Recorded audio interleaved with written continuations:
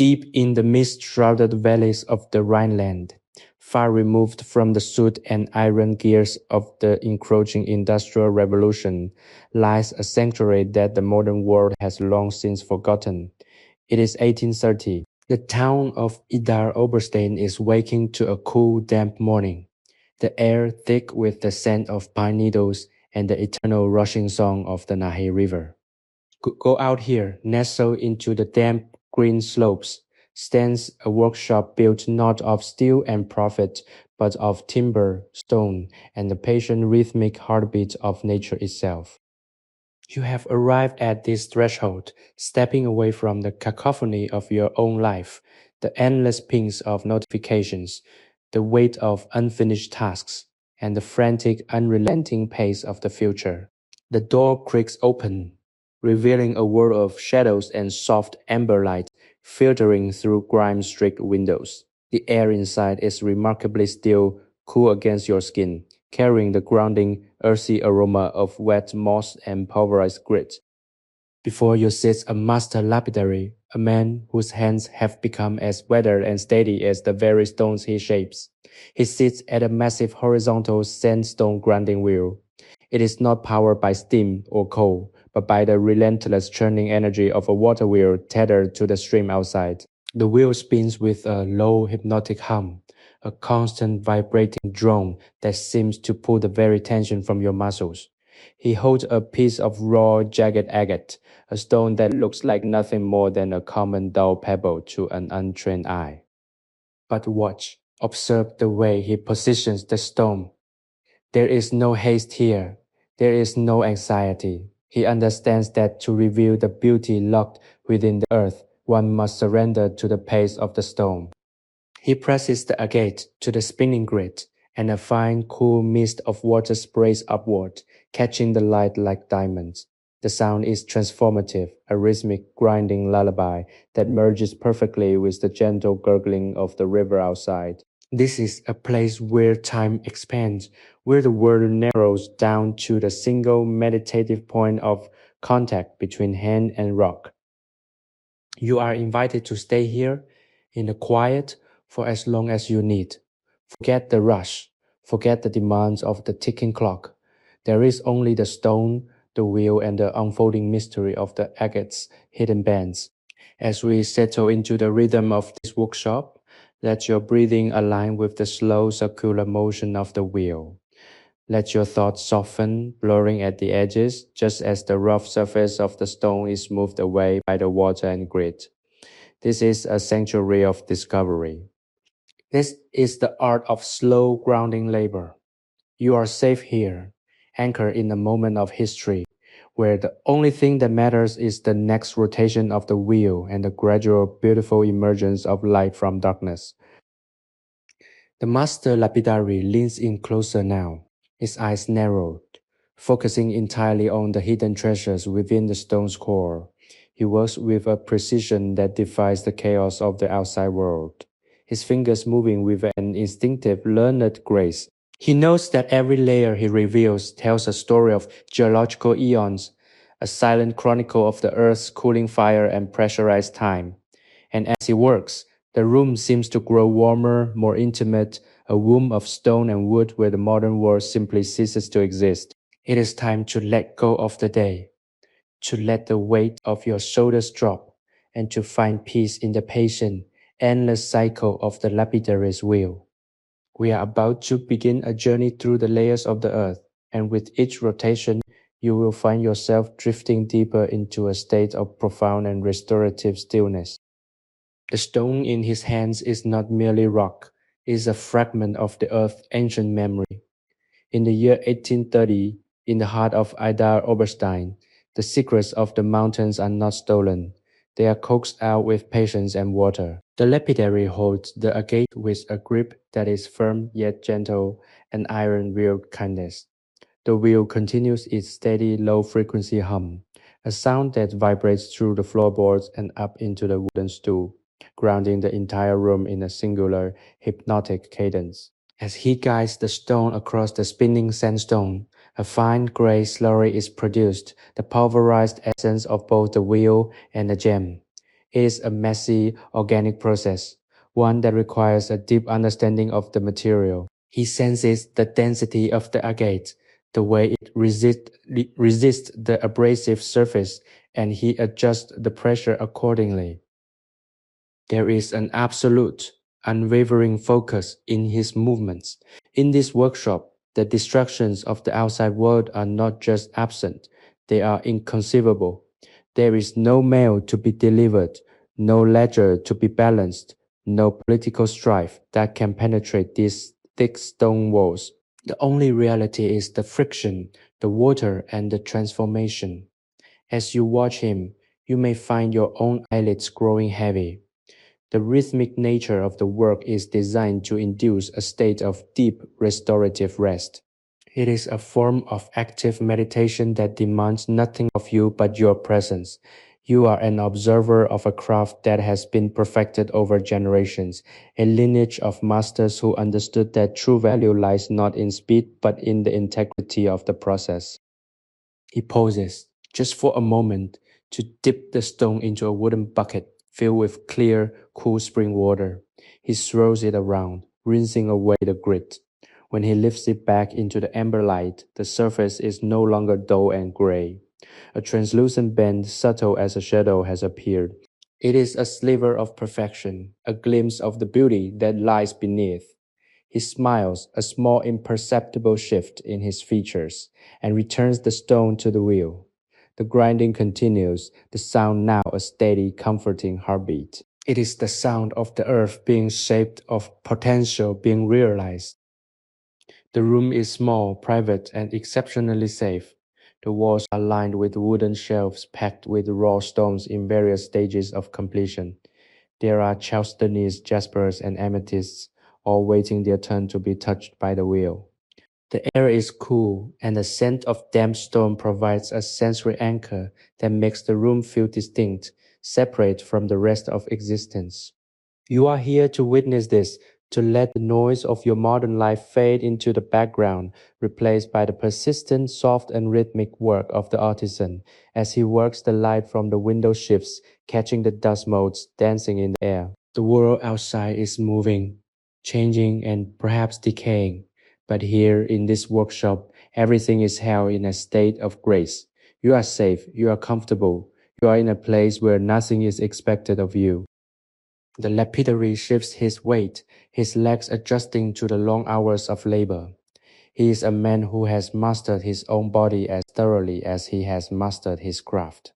He knows exactly how much pressure to apply, how to angle the stone to follow the natural contours of the layers, how to avoid fracturing the delicate crystalline structures hidden inside. It is a high-stakes dance, yet it is performed with the ease of a man walking through his own garden. The sound of the water, the grit, and the stone becomes your own soundtrack. If you have been carrying the weight of the day, the deadlines, the conversations, the anxieties, let them go now. Imagine them being ground away by the spinning wheel, turning into dust and washing away into the stream outside. Every rotation of the wheel is a minute past, a moment deeper into the silence. He works with an elegance that is rare, a rhythmic repetition that mirrors the tides or the breath of a sleeping animal. The agate is becoming smoother, more polished, its hidden layers slowly transitioning from mystery to reality. He is not just polishing a stone, he is revealing a truth. And as you sit here, sheltered from the world, you realize that you too are being polished by the silence. The rough edges of your own thoughts are being smoothed over, the sharp points of your stress being ground down, until all that remains is a clear, translucent sense of peace. The workshop is a sanctuary, a place where time stands still, and you are simply allowed to be. The rhythm of the water wheel is the heartbeat of this entire valley, a constant low-frequency thrum that resonates through the floorboards and into your very bones. It is a steady, reassuring pulse, reminding you that nature itself is the ultimate architect of time. The lapidary remains lost in his task, his movements so ingrained in his muscle memory that he seems more like a part of the machine than an operator of it. He holds the agate with a grip, that is paradoxically firm yet delicate, knowing exactly how much pressure the crystalline structure can withstand before it yields. With every pass against the wet sandstone, he is excavating the history of the stone, peeling back layers that have been shielded from the light for millions of years. You are an invisible observer in this sanctuary, a guest of silence and focus. The air in the room is perpetually cool, refreshed by the mist that rises from the grinding trough. There is a specific scent here, a clean mineral sharpness mixed with the faint, sweet smell of damp pine coming from the forest outside. It is a grounding fragrance that clears the mind, stripping away the clutter of modern thoughts. As you sit, you may notice how the light changes, creeping across the wooden workbench as the sun tracks its slow, inevitable arc through the sky. The workshop is a closed system of peace. Nothing from the outside can breach these timber walls. The cares that seemed so pressing just an hour ago now feel distant, trivial, and altogether manageable. They are simply things that have been left behind in the valley below. The lapidary shifts, his stool creaking in a rhythmic protest that sounds almost like a companionable sigh. He pulls the stone away from the wheel and examines it closely, bringing it up to his eye. He is looking for the fire in the agate, the specific intersection of light and color that distinguishes a masterwork from a common specimen. He nods to himself, a tiny satisfied motion of the head, and dips the stone into the water again. The sound of the splash is crisp, a sharp, clean interruption in the steady hum of the wheel. You find yourself focusing on the water itself, the way it beats on the surface of the stone, the way it swirls in the bucket, the way it carries away the microscopic particles of history that were once part of the agate. It is easy to lose track of yourself here. The boundaries of your own body seem to blur, blending into the quiet environment of the workshop. Your breath slows, matching the steady hypnotic rotation of the wheel. You are becoming part of the atmosphere of 1830. There is no urgency. There is no demand for productivity. There is only the beauty of the task at hand. The lapidary picks up a piece of fine polishing leather, a scrap of aged hide that has served him for years. He sets aside the rougher grit for a moment, switching to a finer texture, his movements becoming more delicate, more reverent. He is beginning to reveal the luster, the deep inner shine that makes the agate come alive. The light catches the edge of the stone, and for a moment, a flash of deep, rich crimson dances across the wall.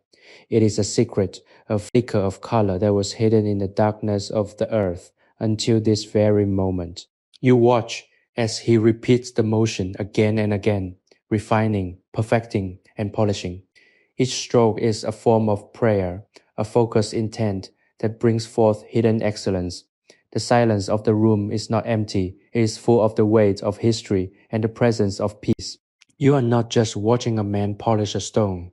You are witnessing the creation of a miniature universe, a small tangible piece of eternity brought into the light of the present. As the afternoon deepens, the shadows in the corners of the workshop grow long and soft, turning the workspace into a cozy, shadowed nest. The lapidary is undeterred by the waning light. His hands know the stone so well that he could almost do this in the dark. But the light is part of the joy of the work, the way it changes, the way it reveals new depths. You are completely secure here, held in the cradle of the mountain, surrounded by the wisdom of the stone and the rhythm of the river. There is nothing to fear, nothing to chase, and nothing to prove. There is only the gentle rhythmic hum of the wheel, a sound that has been calming the soul since the dawn of time. You are invited to sink further into this comfort, to let the exhaustion of the day drain away, leaving behind only the quiet, cool clarity of the workshop. The agate is almost ready, and so are you. The steady rhythmic sound of the water wheel continues to serve as the anchor for your awareness. In this quiet sanctuary, the passage of time feels entirely different, less like the relentless ticking of a clock and more like the slow, deliberate turning of the seasons. You find that your pulse has synchronized with the mechanical hum of the grinding stone, creating a profound sense of internal stability. The lapidary is now working on a particularly intricate section of the agate where the bends are tightly compressed, resembling the delicate rings of an ancient tree. He uses a smaller, finer stone tool to navigate these curves, his precision bordering on the surgical. Is a mesmerizing process to behold, witnessing how raw, unrefined material yields to the combination of water, grit, and unwavering human patience. There is a lesson in this work for anyone who cares to look closely. The agate does not offer its beauty easily. It demands that you go through the process of stripping away the outer layers, the dust, and the imperfections. It is an act of trust. You must trust that what lies underneath is worth the effort, and you must trust the process of removal. As he works, the smell of damp earth and stone intensifies, creating an atmosphere that is deeply grounding. The cool air of the mountain stream seems to flow through the room, sweeping away the heat and tension of the outside world. Here, you are invited to let go of your own superficial layers, to shed the worries and anxieties that you have been carrying like a heavy, unpolished crust. You are allowed to be, just as the stone is simply present in the moment. The lapidary pauses again, but this time he does not rinse the stone. Instead, he holds it up to the waning light, rotating it slowly to see how the light interacts with the polished facets. A soft glow emanates from within the agate, a shimmering opalescent quality that seems to hold the light captive. It is a beautiful, intimate moment of discovery. The stone has finally revealed its true nature, moving from a rough, unrecognizable object to a thing of profound, hidden elegance. You feel a sense of shared accomplishment, a quiet joy in seeing the completion of a task that started so many hours ago. This is the reward for the work, not the fame or the profit, but the simple, undeniable satisfaction of witnessing beauty emerge where there was once only stone. If you have been feeling the weight of the world on your shoulders, consider this an invitation to pause. Just like this workshop, you deserve a place of absolute safety and stillness. You deserve the time to polish your own spirit, to remove the grit of daily life, and to reveal the light that resides within you. The lapidary puts the stone down on a soft piece of velvet, the final resting place for a finished masterpiece. He sighs, a sound of deep contentment, and stretches his arms, his joints popping softly in the quiet room. The work is done, but the atmosphere remains a lingering sense of peace that you can carry with you. Before we move deeper into this tranquil space, take a moment to consider what you are holding on to that no longer serves you. Just as the lapidary removes the excess stone, you can choose to let go of the excess burdens in your life. Subscribe to our journey through these historical sanctuaries so you never lose your way back to this quiet, grounded state of mind. By joining our community, you ensure that you always have a place to retreat when the world becomes too loud. The path to inner stillness is open, and we are here to walk it with you. There is so much more to discover, more stories of slow, deliberate living, and more moments of peace to be found in the forgotten corners of history. Stay with us, keep your focus on the rhythm of the wheel, and prepare yourself for the next layer of our story as we delve even further into the heart of the Idar-Oberstein workshops. The lapidary begins to clean his station, his movements still slow and methodical. He wipes down the workbench with a damp cloth, collecting the dust and the residue of the day's labor. He handles the tools with a respect that speaks volumes about his relationship with his craft. Each mallet, chisel, and leather strap is a partner in his work, and he treats them with the care one might show an old friend. The workshop is slowly resetting itself, preparing for the quiet of the night. You are welcome to stay as long as you need, soaking in this atmosphere of calm. Let the sounds of the water wheel soothe your senses, letting the memory of the day fade away entirely until there is nothing left but the gentle rhythmic beating of your own heart in this your private sanctuary. The shadows within the workshop have lengthened, stretching like long dark fingers across the worn timber floorboards. The light, which earlier in the day had been a bright, piercing amber, has softened into the deep bruised violets and soft dusty indigos of twilight. Outside, the world of 1830 is winding down. The birds have retreated to their nests, and the wind, which earlier rustled the leaves of the ancient oaks along the river bank, has stilled into a respectful nocturnal silence. Yet, inside this sanctuary, the energy remains unchanged. It is a space protected from the fluctuations of the outside world, a capsule of intentional living that exists entirely on its own terms. The water wheel continues its rotation, a slow, inexorable turning that dictates the tempo of the entire valley. It is the heartbeat of this place. And as you listen, you realize that your own internal clock has been recalibrated to this ancient, water-driven rhythm. The lapidary is no longer grinding. His work is finished for the evening. He has moved to a small cluttered desk tucked into the corner, where the last of the day's fading light catches the brass fittings of his tools. He is not cleaning, nor is he preparing for tomorrow. He is simply sitting. He is a man who understands the vital importance of the in-between moments, the time after the labor is done but before the rest begins. He watches the way the water in the trough mirrors the darkening sky, a liquid reflection of the heavens. He is entirely at peace, his hands resting on his knees, his shoulders dropped, his expression one of profound wordless content. In this moment you are invited to join him in this stillness. Do not rush to leave this space. Do not feel the need to move on to the next task or the next thought. Simply exist as he does in the quiet aftermath of a day well spent. Observe the workshop in its evening state. The dust motes that were dancing in the sunlight earlier have settled, coating the surfaces in a thin velvet layer of history. The air has grown slightly colder, crisp and sharp, carrying with it the scent of the nearby mountains. It is a refreshing, clean sensation that seems to sharpen your senses while simultaneously dulling the edges of your stress. The workshop feels like a secret, a place that exists only for those who are willing to slow down enough to find it. You are surrounded by the tools of a trade that requires absolute devotion. The heavy iron clamps, the soft worn-out polishing leathers, the jars filled with fine pulverized abrasives, and the unfinished stones that sit patiently, waiting for their chance to be transformed. Each object has a story, a history of touch and intent, and in the quiet of the evening, they seem to pulse with a life of their own.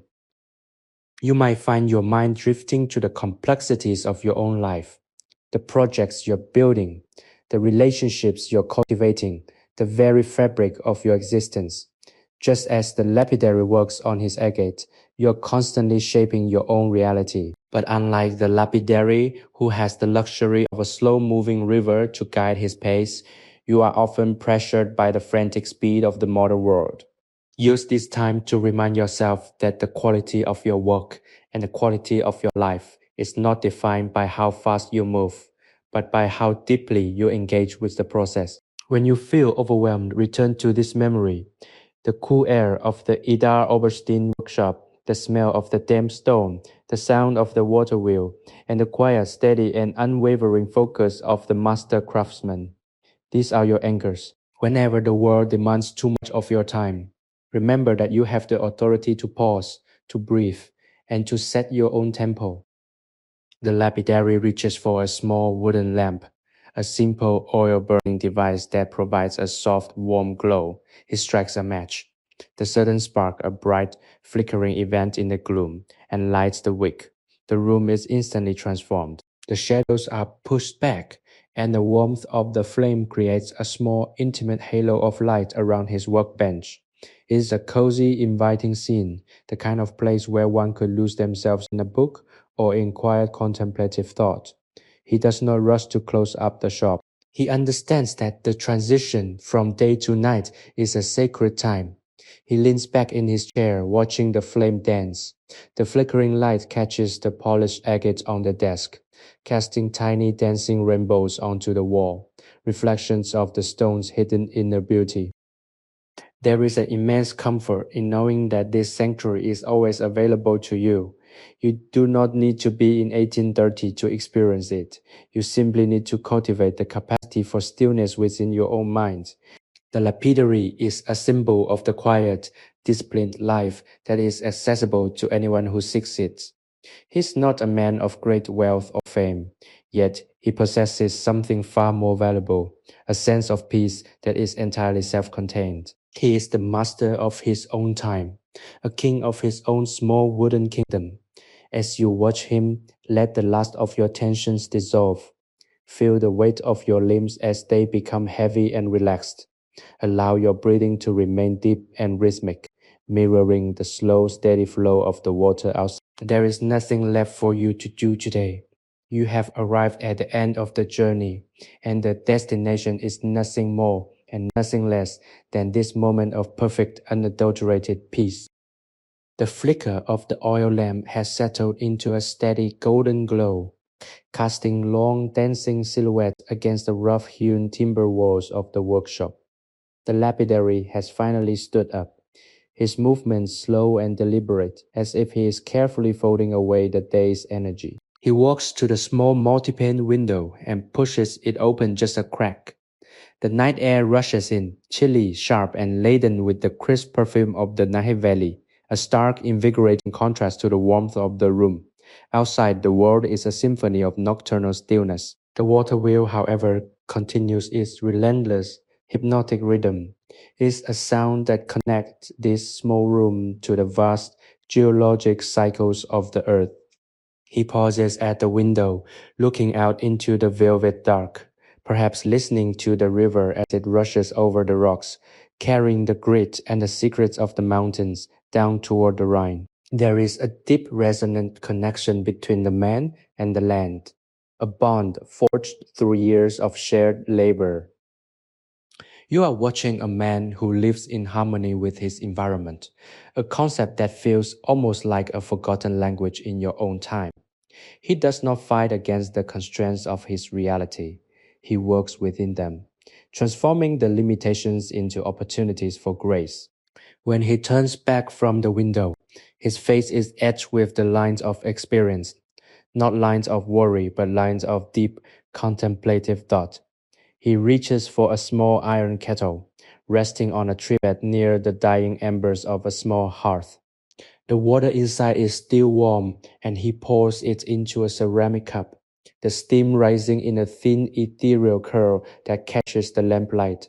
He takes a sip, closes his eyes, and exhales a long, slow, releasing sound that signifies the complete abandonment of the day's responsibilities. It is a moment of pure, unadorned humanity. In this quiet transition, as the night truly takes hold, reflect on the importance of these rituals. Whether it is the closing of a workshop, the sipping of a warm drink, or the simple act of breathing deeply, these small, consistent behaviors are the architecture of a peaceful life. They are the scaffolding that holds your emotional well-being together. When the world becomes overwhelming, the lapidary's life is defined by these small, repeated actions, and in them he finds a stability that is unshakable. You have been invited into this space to witness this, to learn the rhythm of slow, intentional living. It is a medicine for the soul, a balm for the overstimulated mind. As you sit here, let the silence of the room fill you. Let it replace the noise that you brought with you. You are becoming a part of the workshop's legacy, a quiet witness to the beauty of the old ways. The lapidary sets his cup down and walks toward a corner of the shop where a stack of heavy woolen blankets is kept. He isn't going to sleep, not yet, but he is preparing for the final phase of his evening. He begins to arrange his tools for the morning, placing each one in its designated spot. A chisel goes here, a polishing cloth there. The heavy iron clamps align with geometric precision. It is a meditative act of closure. By tidying his workspace, he is tidying his mind, ensuring that when the sun rises again, he will be ready to begin with a clean slate. There is immense power in this type of preparation. It demonstrates a profound respect for the work, for the tools, and for one's own future self. It is a lesson in foresight and self-care that you can carry back into your own life. When you are finished here, consider how you might bring a little more intentionality to your own transitions, how you might close out your day with the same grace and care that this master craftsman shows his workbench. As he finishes, the workshop feels transformed. It is no longer a site of intense production, but a sanctuary of quiet repose. The air seems to settle, becoming thick with the heavy, comforting presence of history and peace. You feel your own heartbeat slowing, a direct result of the atmosphere he has created. There is no urgency to leave, no pressure to perform. You are simply allowed to be here, in this pocket of 1830, as the world outside fades into the background. Sleepy History Tales is a sleep history storytelling platform created for entertainment, inspiration, education, and the promotion of positive emotional values. This project exists to bring you back to these moments of grounded peace, helping you to find the quiet space within yourself that you need to thrive. As the lamp continues to burn and the water wheel continues its song, you are invited to let your eyes drift shut, to let the exhaustion of the day slip away, and to surrender to the deep, restorative rest that this sanctuary provides. The lapidary is resting, the tools are silent, and you are finally, blissfully at ease. The darkness outside the workshop has deepened into a rich, velvety black, a stark contrast to the small, warm pool of golden light cast by the oil lamp. Inside, the atmosphere is thick with the scent of beeswax, cool stone, and the lingering, earthy aroma of the riverbank. The lapidary has moved to a small, hand-carved bench near the wall, where he spends his final moments of wakefulness. He is not working, yet his hands remain busy, absent-mindedly tracing the smooth, polished surface of an agate pendant he finished earlier in the week. It is a meditative habit, a tactile way of reconnecting with the fruits of his labor. The stone is cool to the touch, and as he turns it over and over, the way it catches the firelight reveals a hidden swirling pattern of white and amber, a fossilized storm trapped in silica. You are witnessing the quiet dignity of a life lived by one's own hands. In 1830, this man is an artisan of the old school, someone who sees the world not as a resource to be exploited, but as a medium for beauty. He does not know about the coming century of steel and electricity, nor does he care. His concerns are here, in the valley of the Nahe, where the rhythm of the water dictates the rhythm of the soul. He is entirely self-sufficient, relying on the skills he has honed over decades to provide not just his livelihood, but his sense of purpose. This kind of contentment is rare, and it is a gift to be able to sit with him, even in memory, and observe the calm he exudes. As you watch him, let the lesson of his life sink in. True satisfaction does not come from accumulation, but from the depth of engagement with the present moment. The room is incredibly still. Even the water wheel outside seems to have adopted a softer, more rhythmic cadence, as if the entire workshop is preparing to enter a state of deep, collective slumber. You may notice that your own breathing has become so quiet that it is barely audible. Your muscles, which were tight with the stresses of your own life before you arrived here, are now fully surrendered to the gravity of the chair or floor you occupy in your mind. The tension has dissipated, replaced by a heavy blanket-like sense of ease. This is the goal of your journey into the past, to strip away the noise of the modern world until you are left with the quiet, essential core of your own being. He sets the pendant down on a small piece of dark fabric and looks up toward the ceiling, where the shadows are playing tricks in the corners. He is not thinking about tomorrow, or at least not in the way we do. He is not worried about deadlines or social obligations. He is simply resting, his mind as uncluttered as the workspace he just finished cleaning. He knows that when he wakes, the stone will be there, the water will be flowing, and the world will continue its dance. There is a profound security in this belief, a trust in the continuity of the universe. It is a lesson in faith, faith that life is a cycle, that everything has its time, and that we are all held in the hands of something much larger and more enduring than our fleeting problems. If you find yourself still holding on to thoughts, gently acknowledge them and let them float away like leaves on the surface of the river. You do not need to analyze them, solve them, or even understand them. Just let them go. The lapidary is a master of this letting go. Every time he finishes a piece of agate, he releases it. He does not cling to it. He puts it aside and prepares for the next. This is the secret to a peaceful life, to do your work with all your heart and then to step back, leaving the result to the world. You have done enough. You have worked hard. You have faced your challenges and you have carried your burdens. Now it is time to set them down. Feel the warmth of the room wrapping around you like a heavy protective cloak. The oil lamp is beginning to flicker, its fuel running low and the light is softening even further, casting the room into a state of semi-darkness that is deeply conducive to rest. There is no need for bright, piercing light here. The dimness is enough to see the shapes of the room, and that is all you need. You are safe. The workshop is a closed, secure vessel tucked away in the mountain, far from the reach of the outside world. Here you are at the end of all your striving. You have found the quiet, you have found the stillness, and you are finally ready to drift into the deepest, most restorative sleep you have known in a long time.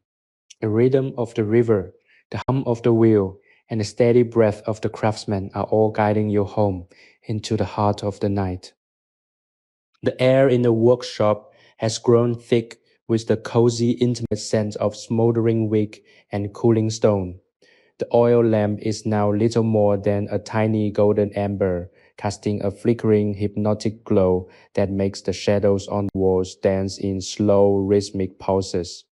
The lapidary has finally moved from his bench to the modest wooden cot tucked into the far corner of the room, a simple bed covered with heavy wool blankets that smell faintly of the mountain air and wood smoke. He lies down, his movements heavy with the natural exhaustion of a day spent in honest, physical labor. There is no tossing, no turning, and no lingering thoughts of the tasks left undone. He understands the necessity of rest, that the body is a tool that requires maintenance, and the mind is a vessel that must be emptied to be filled again tomorrow. As he rests, the room seems to breathe with him. The sounds of the workshop, which were once focused on the sharp, precise grinding of stone, have smoothed out into the background noise of the night. The water wheel continues its rotation, a slow and steady heartbeat that anchors the entire valley in peace. It is the sound of the universe turning, a constant, predictable, and profoundly reassuring rhythm. You are invited to mirror this descent into rest. Let the muscles in your neck and shoulders loosen, letting them sink deeper into the support beneath you. Feel the tension in your jaw dissolve, your eyes softening, your breathing falling into a deep, slow, and rhythmic pattern that mirrors the river flowing outside. You have come a long way to find this quiet, and you are welcome to stay here for as long as you need. In this deep, quiet space, the boundaries between the past and the present begin to blur. You are no longer just an observer watching a story. You are stepping into the feeling of the story itself. The sensation of the cool mountain air, the sound of the water, the texture of the rough stone, and the sight of the flickering light. These are not just descriptions, they are realities that you can internalize to help you find your own peace. This is the power of the sanctuary we have built together. It is a place where you can return whenever the modern world feels too heavy, whenever the noise of the day refuses to quiet down, and whenever you need to remember the feeling of absolute unburdened stillness. As the lapidary drifts towards sleep, he is a model of surrender. He does not hold on to the day, he lets it pass, knowing that the morning will bring its own light and its own opportunities. He is at peace with the unfinished nature of the world, knowing that there will always be more stones to grind, more stories to tell, and more layers to reveal. This acceptance is the final essential component of the peace you are looking for. To stop fighting against the current of your life, to stop trying to force outcomes, and to simply exist within the flow of time. It is a practice, a discipline, and a gift that you give to yourself every time you choose to rest in this space. The room is now almost entirely in shadows, save for the faint warm orange glow from the dying lamp. The silence is profound, broken only by the occasional creak of the timber walls settling and the distant constant gurgle of the stream. It is a safe, protected environment, a literal sanctuary from the pressures of the outside world. You are tucked away, shielded from the elements, and held in the embrace of the quiet night. There is nothing to fear, nothing to do, and nothing to worry about. You are allowed to be completely, utterly at peace. As your consciousness begins to fray at the edges, let go of the last few remnants of the day. Drift into the darkness, knowing that you are safe, you are grounded, and you are finally ready to let your mind wander into the restorative realm of dreams. Sleepy History Tales combines the power of AI to reimagine fictional historical tales, bringing peace, relaxation, and positive emotional values to our listeners. This project is a sanctuary of stories, a curated collection of moments designed to help you disconnect from the frantic pace of the present and reconnect with the simple, timeless beauty of the human experience. As we drift further into the night, know that this workshop, this river, and this peace will be here whenever you need them again.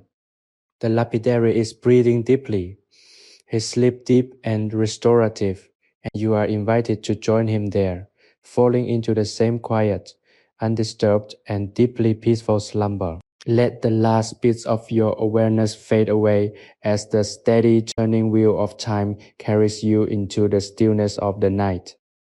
The silence of the midnight hour is not a void, it is a weightless velvet presence that presses gently against the walls of the workshop, sealing the space in an impenetrable bubble of peace. You are now resting in a state where the boundaries of the room are no longer defined by timber and stone, but by the quietude that has settled deep into your own consciousness.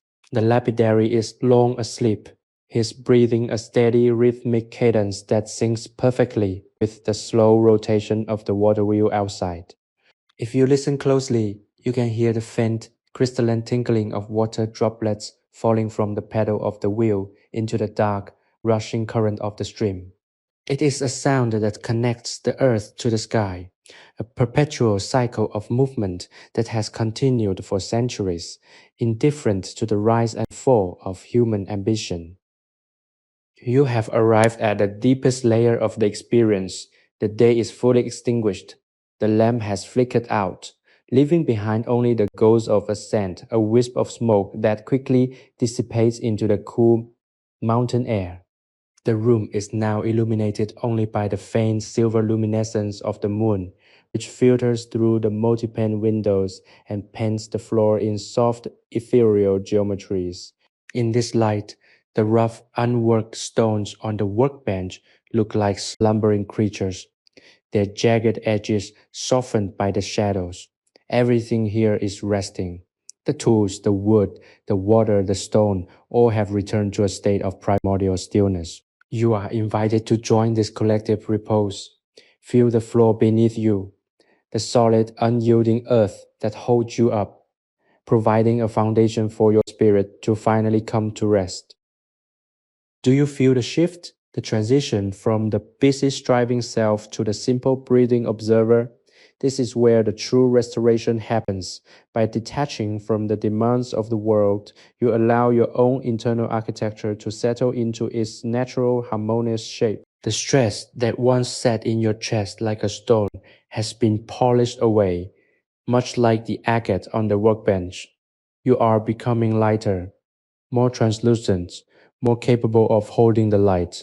You have learned that the key to tranquility is not in adding more to your life, but in skillfully removing the layers of noise, expectation, and fear that obscure your core. As you drift in this sanctuary, know that this process is ongoing. You can return here to this image of the workshop and the stream whenever you feel the need to reset. It is helpful in these moments of profound stillness to practice gratitude. Think of the shelter that surrounds you, the quiet that protects you, and the simple fact of your existence. You are a part of this natural ancient story. Your life, just like the life of the lapidary, is an intricate banded agate waiting to be revealed. Sometimes the world requires us to be rough, to be unyielding, to be dull on the outside for our own protection. But we must never forget that within us there is color, there is light, and there is beauty. Giving yourself this time to rest is the most significant step toward revealing those inner layers. You are not losing time by sleeping, you are gaining depth. You are not falling behind, you are catching up to your own soul. If you have found value in this journey to the heart of Idar-Oberstein, in this quiet study of patience, focus, and the beauty of slow manual labor, consider inviting others to join this sanctuary by liking, sharing, and subscribing to our channel. You help us keep this space open for everyone who needs a respite from the modern rush. Your engagement is the bridge that allows more people to find their way to these historical retreats, ensuring that the rhythm of the water wheel continues to turn for those who are weary.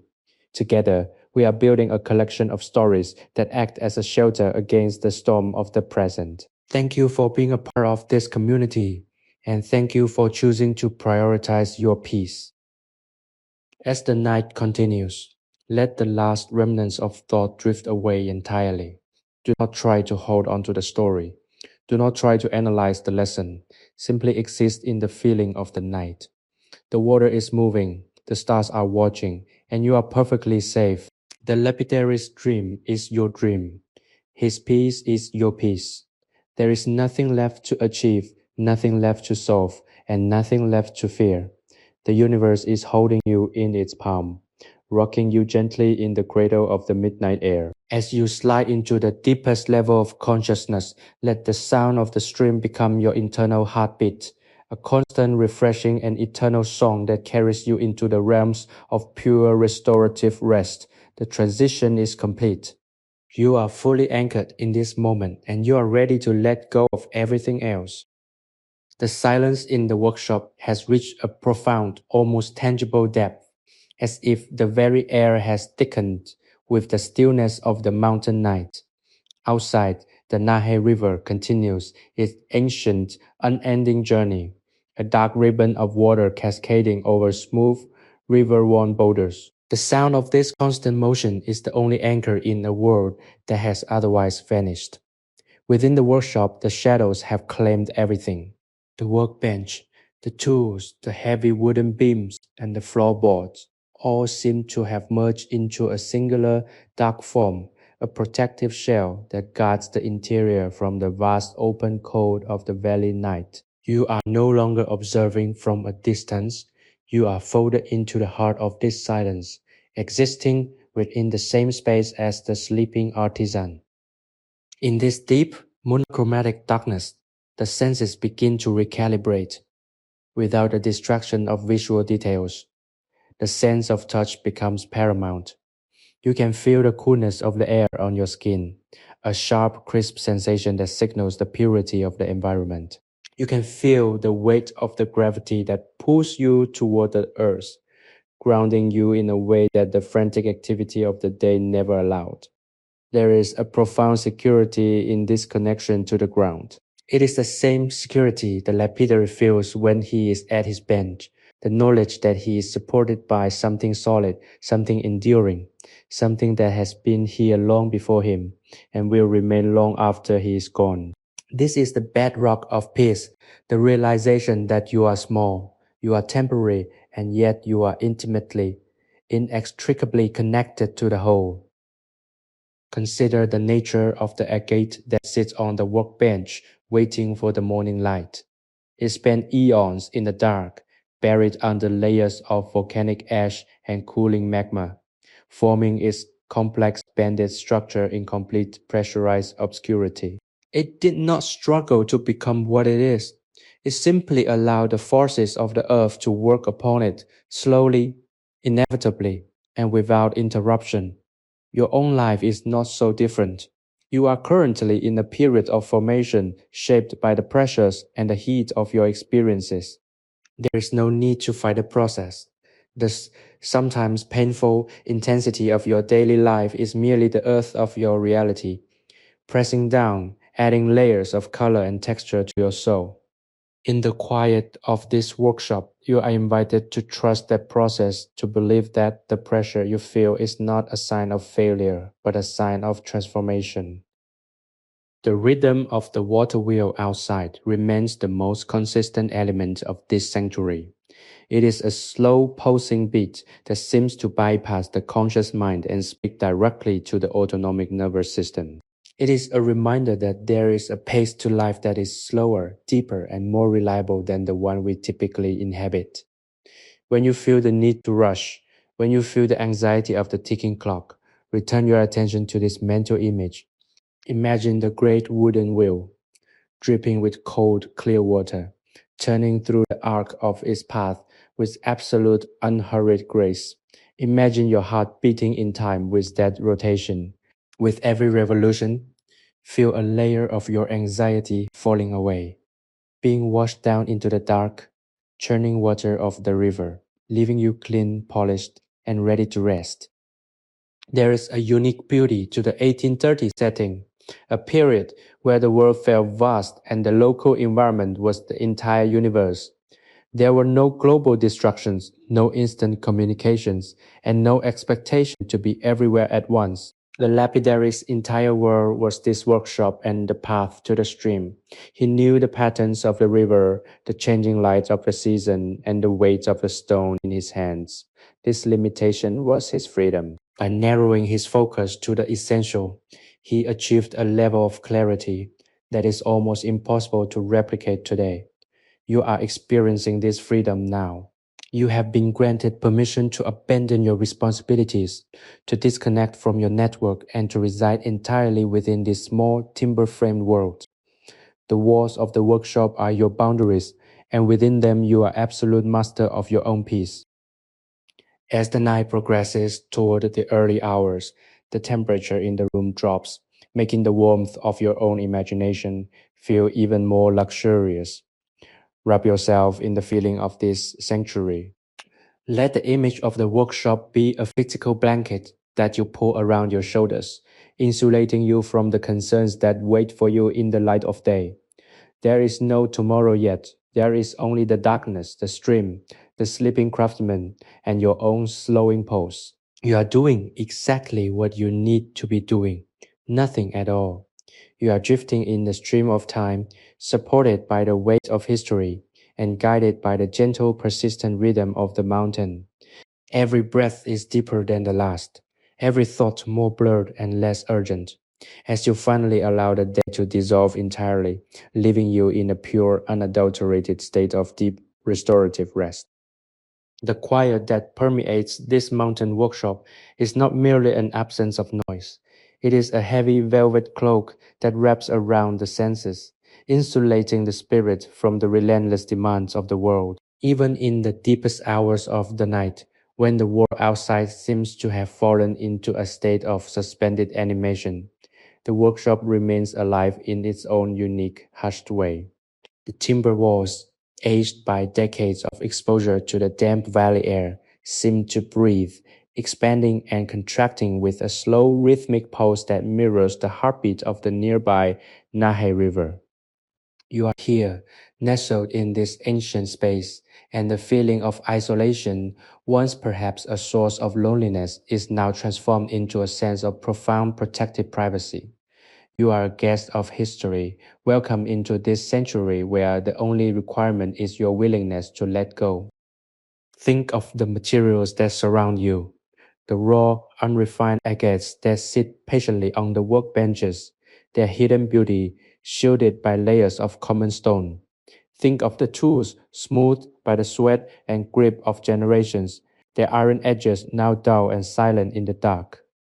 These objects are the silent witnesses to a life dedicated to the quiet pursuit of excellence.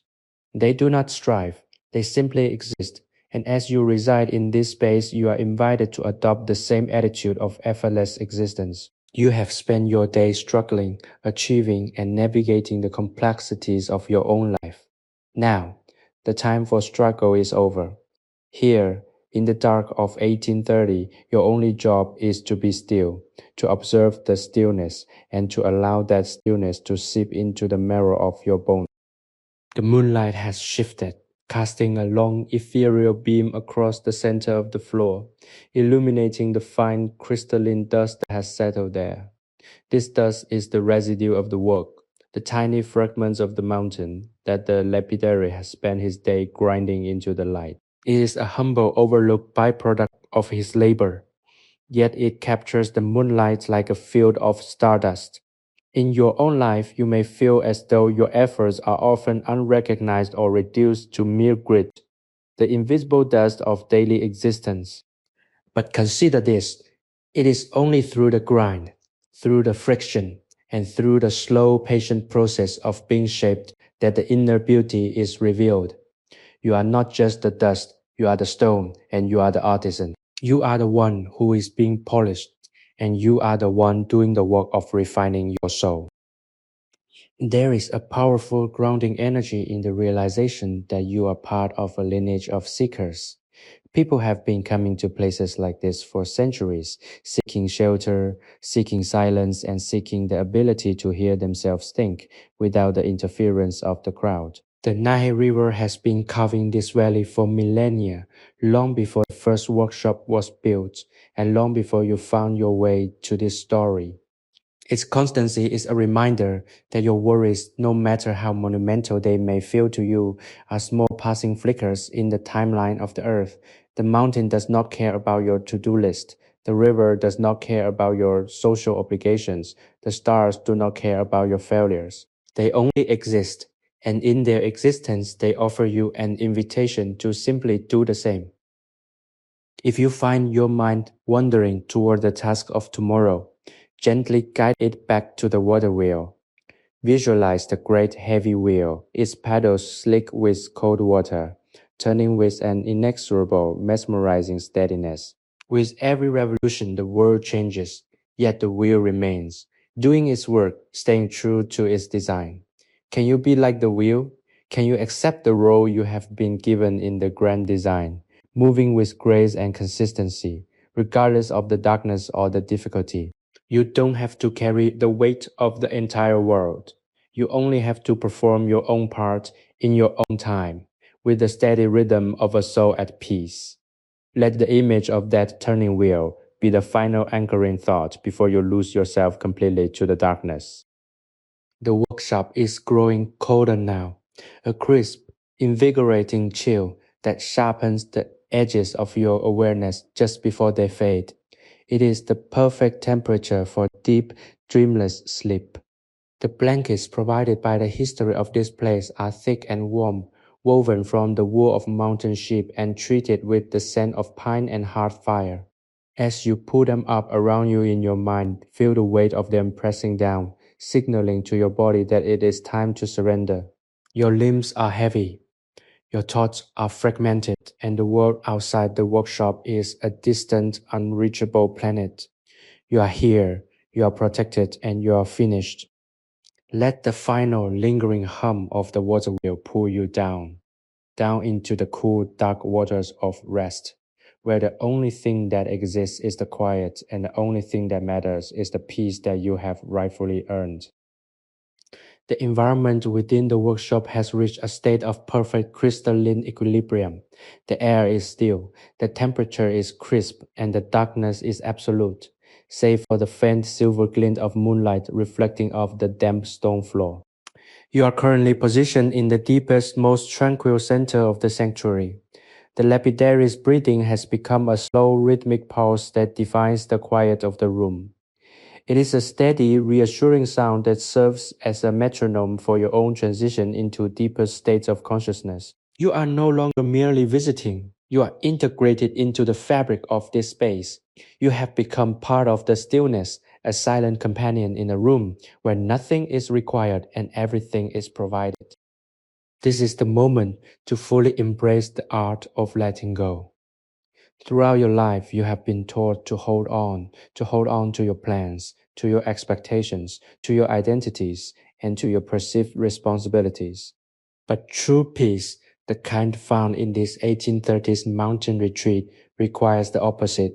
It requires the surrender of the ego, the release of the need to control the outcome, and the willingness to simply drift with the current of the river. The water wheel does not choose its rotation. It does not worry about the quality of the water or the speed of the current. It simply trusts the mechanics of its existence. You are being invited to adopt this same trust. You are being asked to relinquish your grip on the day that has passed and the day that is yet to come, and to exist for these few precious hours as a creature of pure, unadulterated presence. Notice how the silence feels different than it did at the beginning of the evening. It is no longer an empty, cavernous silence that felt lonely or imposing. It has become a soft, enveloping silence, a presence that feels nurturing and familiar, like a heavy, weighted blanket designed to hold you securely in place. The workshop is no longer just a place of work, it has become a cradle. The timber walls, the sturdy foundation, and the constant background music of the river are all working in concert to provide you with the most optimal environment for rest. You are safe here. There are no dangers, no intruders, and no demands. The outside world, with all its chaotic energy and its relentless ticking clocks, is thousands of miles away. Effectively non existent, you are free.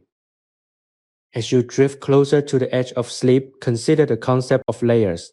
Just as the agate is composed of hundreds of microscopic bands, each one a testament to a moment in the Earth's long cooling process. Your own life is composed of layers of experience. Some are bright and brilliant, others are dull and common, and some are dark and difficult.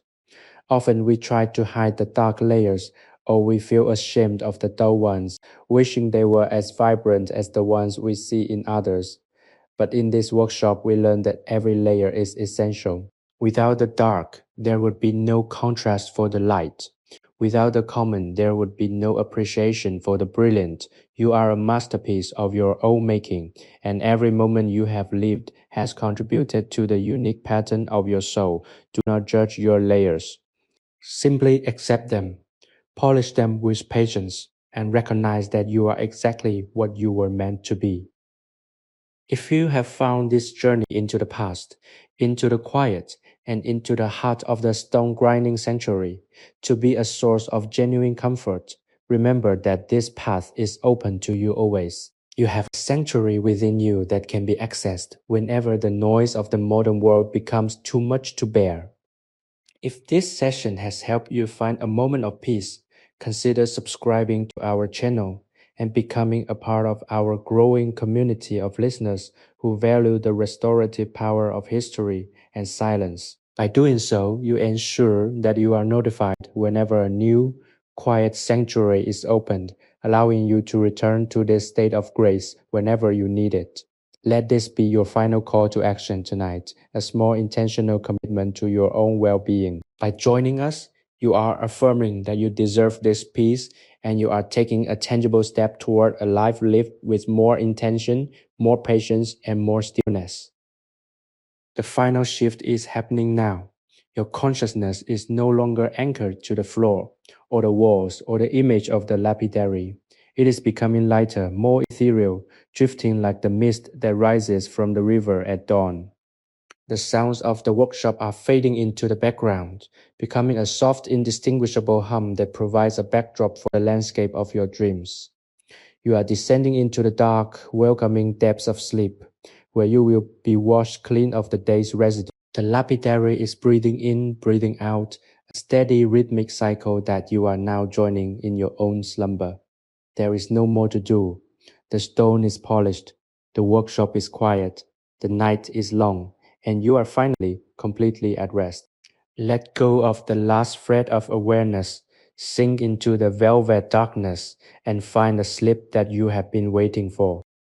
The deep resonant hum of the night has settled over the workshop, like a final soothing benediction. Within this space, the passage of time feels less like a measurement and more like a fluid state of being, a continuous gentle flow that carries you toward the horizons of your own subconscious.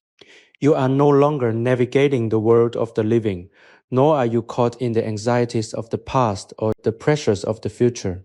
You exist in the pure, unadorned present, a sliver of awareness suspended in the cool mountain darkness. The water wheel continues its tireless work, a testament to the idea that rhythm and persistence are the most powerful forces in the universe.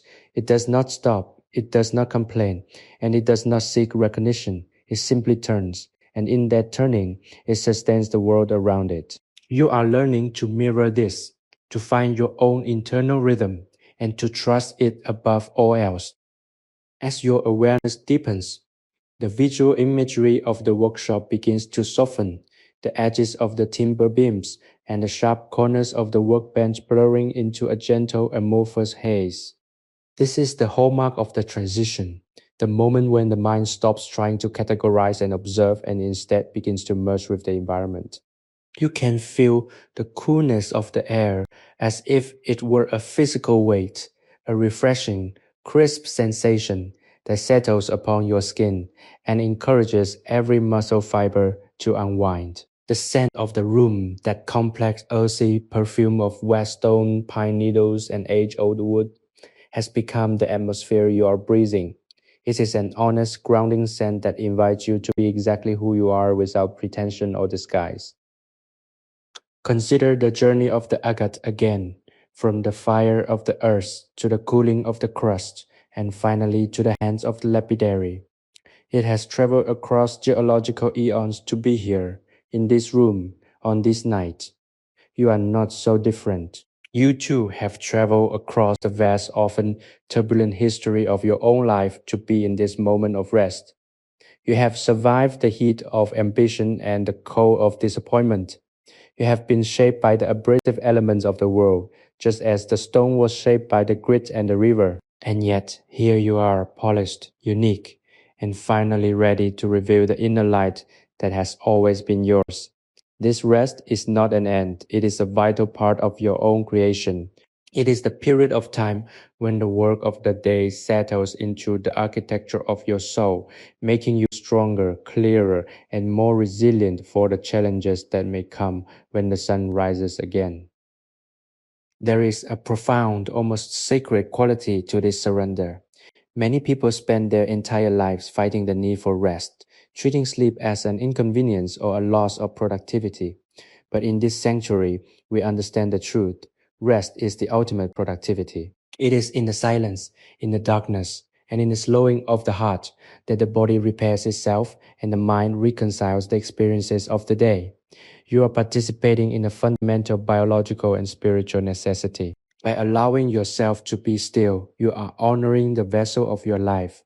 You are acknowledging that you are worthy of peace, regardless of what you have achieved or failed to achieve today. You are worthy of rest simply because you exist. As you drift further into the stillness, let the sounds of the night become your only companions. The distant gurgle of the Nahe River is a lullaby that has been sung to the mountains for thousands of years. It is a song of infinite, repetitive beauty, a melody of nature that defies the chaos of human history. Listen to it. Let its cadence wash over you, clearing away the last lingering thoughts of the afternoon. Feel the weight of the air, the support of the space, and the gentle slowing rhythm of your own heart. There is nothing else you need to attend to. The work is finished. The workshop is silent. The lapidary is breathing in the deep, undisturbed peace of the dreamer, and you are following him into that same quiet country. There is a finality to the night that brings a deep underlying comfort. Everything has its place, everything has its time, and everything is currently in order. You are not drifting away into emptiness, you are drifting into the fullness of yourself. You are returning to the source of your own quiet, the wellspring of your own inner strength. Let the darkness be your guide, let the silence be your host, and let the rhythm of the mountain be your heartbeat. There is no need to worry about tomorrow, for tomorrow is a landscape that does not yet exist. Tonight is the only world that matters, and tonight is a world of absolute, unassailable peace. You are ready now, you are drifting, you are deepening, and you are finally completely at rest.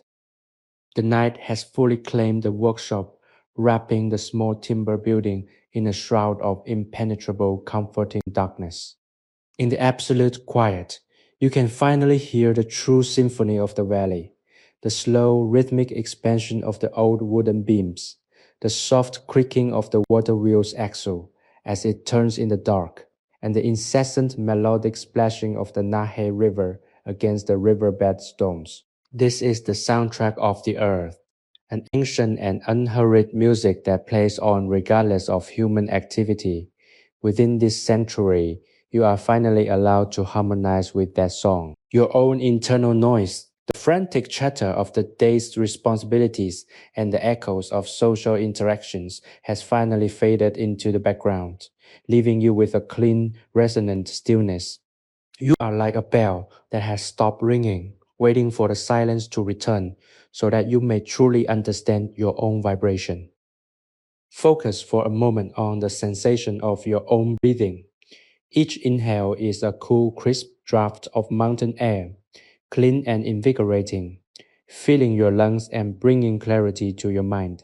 Each exhale is a slow, warm release, carrying away the last remnants of the day's tension, the lingering frustrations, and the weight of unmet expectations.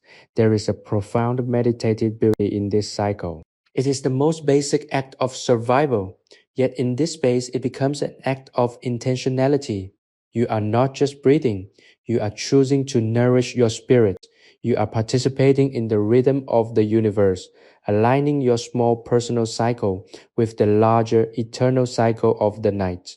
Feel the gentle rise and fall of your chest, a soft rocking motion that lulls you deeper into the state of surrender. In this sanctuary, there is no hierarchy of value. The agate, the iron tools, the rough leather of the apron, the water of the river, and the air itself all are essential parts of the workshop's reality. In the same way, every part of you is essential. The parts of yourself that you are proud of, the parts that you hide, the parts that are polished and bright, and the parts that are still rough and unworked. They all belong here. You are a whole, and in the quiet of this night, you are allowed to be that whole without having to edit or refine anything. This is the true meaning of the sanctuary, a place where you are accepted without condition. You don't have to produce a polished stone to be valued here. You don't have to show your brilliance to be kept safe. You simply have to exist, and that is more than enough. Think of the lapidary, now lost in the depths of his own slumber. He is a man who understands that there is a time to labor and a time to rest, and he respects the boundary between them with absolute unwavering discipline. He does not bring his work to bed. He does not spend his night dwelling on the imperfections of the day's grinding. He trusts that when he wakes, the light will return and the work will be waiting for him, and he will have the strength to meet it. This is a level of trust that you can cultivate for yourself. You are capable of letting go, of leaving the problems of the day on the bench, and of trusting that you will be equipped to handle them when the sun rises. Tonight, the problems do not exist. They are illusions created by the daylight, shadows that vanish the moment you close your eyes and commit to the dark. The cold is deepening, but it feels wonderful, an invigorating, sharp clarity that clarifies the mind. It is the cold of a mountain winter, a temperature that forces you to draw inward, to conserve your warmth, and to focus on your core. As you retreat further into yourself, feel the warmth radiating from your own center, a small glowing ember of vitality that remains constant even in the deepest freeze. This is your light. It is the same light that the agate was hiding, a beauty that cannot be extinguished, no matter how much grit or darkness surrounds it. Protecting this light is your primary task. Allowing it to shine is your ultimate purpose. And tonight, giving it the rest it needs is the most compassionate thing you can do for yourself. As you slip closer to the threshold of unconsciousness, let the image of the workshop dissolve. You don't need to hold the visual details anymore. You have internalized the feeling, and that is what matters. The sense of safety, the rhythm of the water, the comfort of the silence, and the permission to simply be. These are the gifts you are taking with you into your dreams. The world will still be there in the morning, but you will return to it from a different place. A place of centeredness and peace that you have built for yourself in the dark. The transition is now complete. The last tether to your waking thoughts is slipping away, dissolved by the steady, unyielding hum of the night. You are ready. You are drifting. You are fully and completely, finally asleep. The world outside the timber walls of the workshop has ceased to be a place of geography and has become a place of pure ethereal feeling. The Nahe River, which once had a direction and a destination, now feels like an endless circular motion, a perpetual liquid heartbeat that thrums against the very foundation of this sanctuary. You are floating in the resonance of that sound. The darkness is no longer just the absence of light. It has become a tangible, textured medium, like velvet pressed against the skin, inviting you to lose the last fragments of your physical boundaries. In this deep midnight expanse, the distinction between your own breathing and the soft shifting currents of the air in the room has dissolved entirely. You are part of the workshop, and the workshop is part of the night, and all of it is resting in the profound silent cradle of the valley. There is a singular, quiet joy in realizing that you do not need to be anywhere else. You do not need to be progressing. You do not need to be improving. And you do not need to be preparing for the morning.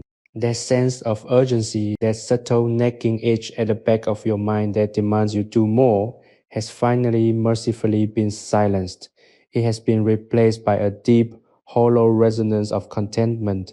You are like an unworked piece of agate that has finally been removed from the riverbed and placed on the velvet cushion of the workbench.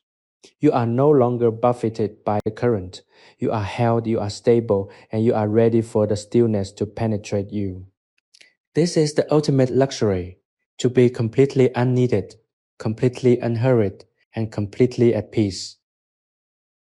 Consider the wisdom of the inanimate objects around you. The hammer on the rack does not worry about the quality of its strike. It waits. The sandstone wheel does not mourn the grit it loses with every turn. It accepts its own transformation as part of the process. Even the old iron lamp, cold and empty now, does not lament the absence of its flame.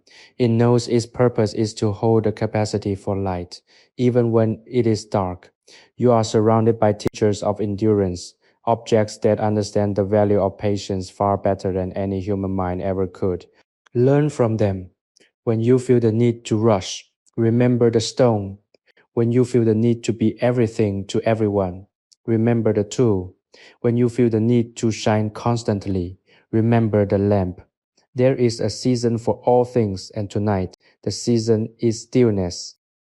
Your consciousness is now drifting like a leaf on a calm mountain pool. It moves with a slow, aimless grace, untethered by the weight of intent.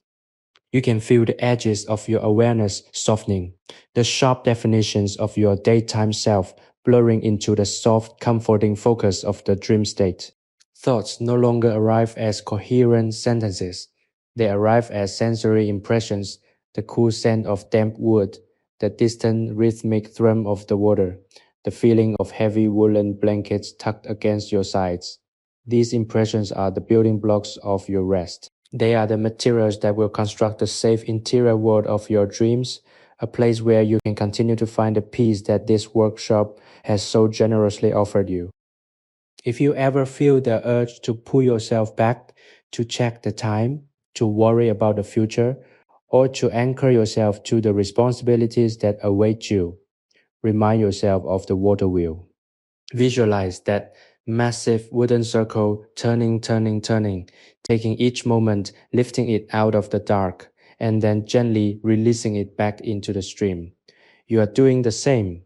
You are lifting your experiences of the day, acknowledging them, and then releasing them into the flow of the night, where they will be washed away, smoothed out, and ultimately integrated into the history of your life. You are not losing this moment. You are simply allowing them to become part of the background, part of the quiet, permanent foundation of who you are. The release is not a loss, it is a profound, necessary clearing of space. The night is reaching its zenith. The stars, hidden behind the mist of the valley, are watching over the sleeping workshop with a cold, distant, and infinite care. You are part of that infinite reach, a tiny, glowing spark of awareness that is now ready to extinguish itself in the cool waters of sleep. The lapidary's dream has become your dream. The story of the stone, the history of the valley, and the sanctuary of the timber walls are all folding inward, becoming a single point-like sensation of peace. There is no more room for thought, no more need for observation, and no more requirement for presence. The transition is now absolute. As you let go, feel the last gentle tether to the physical world snap, and allow yourself to sink without effort into the deep, dark, and beautiful void where only rest remains. The deepest hour of the night has descended upon Idar-Oberstein, a time when the world feels suspended between the end of yesterday and the uncertain promise of tomorrow. Within the workshop, the silence is so dense it feels almost solid, a protective layer of stillness that shields you from the infinite expanse of the dark. You are floating in this silence, anchored only by the distant hypnotic gargle of the Nahe River and the faint rhythmic creaking of the timber beams as they settle in the cool mountain air. This is the realm of the subconscious, the place where the day's labor is distilled into wisdom and the stress of the present is transmuted into the calm of the dream state. You are no longer watching the artisan. You are existing within the atmosphere of his dedication, absorbing the quiet focus that defines this place. Think of the stillness as a form of architecture. Each moment of quiet you allow yourself is a stone placed in the foundation of your own inner peace. For years you may have been rushing, building a life of glass and light, fragile and exposed to the elements. But here you are learning to build with stone, with density, with weight, and with endurance. You are learning that it is okay to be solid, to be grounded, and to remain unmoved by the frantic winds of expectation. The workshop is a structure that has outlasted generations, and its strength comes from its simplicity. As you rest, let your own internal architecture take on these qualities. Be the heavy beam that holds up the roof of your own life. Be the deep-rooted floorboard that stands firm against the cold. There is a profound comfort in the realization that you are not the center of the universe. In your daily life, you are often expected to be the protagonist of every narrative, the solver of every problem, and the source of every solution. It is an exhausting burden. But in the dark of this valley, you are nothing more than a witness to the night. You are a silent observer of the river's flow and the mountain's sleep. The world does not need your input right now. The cosmos does not require your permission to turn. You are free from the tyranny of relevance. You can simply be a quiet, breathing entity in a room filled with the scent of pine and stone. This freedom is the ultimate release. It is the moment when the weight of the self finally drops away, leaving you light, unencumbered, and ready for the depths. As your mind wanders into the abstract landscape of potential sleep, let your attention focus on the texture of the air. It is cool, moving with a subtle, gentle current that carries the scent of the river up through the floorboards. It is the breath of the valley, a clean and invigorating current that washes over your consciousness, purifying it of the dust and grime of the day. You are being renewed. Every exhale is an offering of the old self to the night.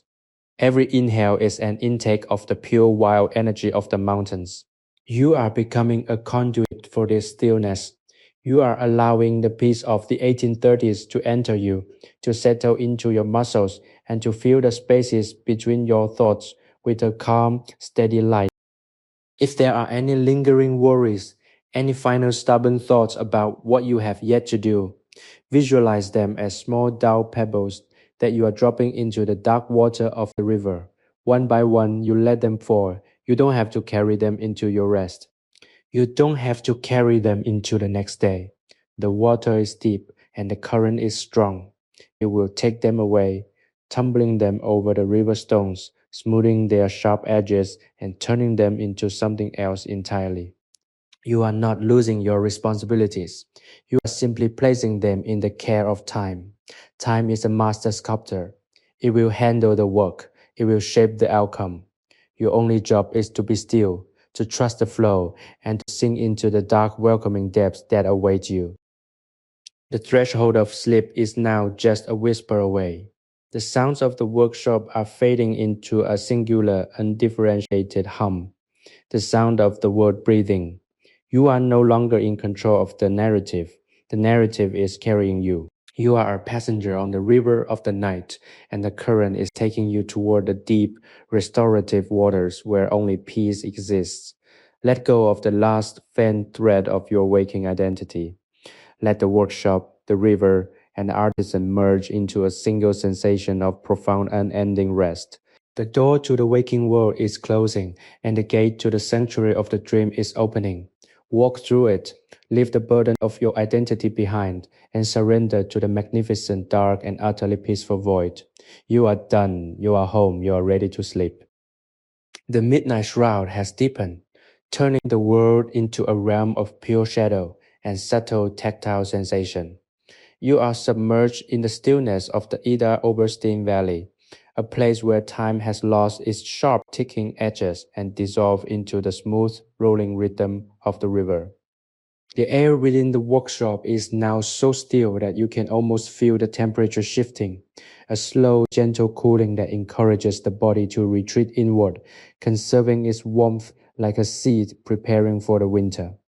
You are in the safest harbor imaginable, a small, sturdy timber-framed sanctuary built against the mountain's flank, protected from the cold and shielded from the demands of the civilization that lies miles and centuries away. Go out here. In the heart of the night, you are an honored guest of history, welcomed into a space that exists solely for the purpose of quietude and rest.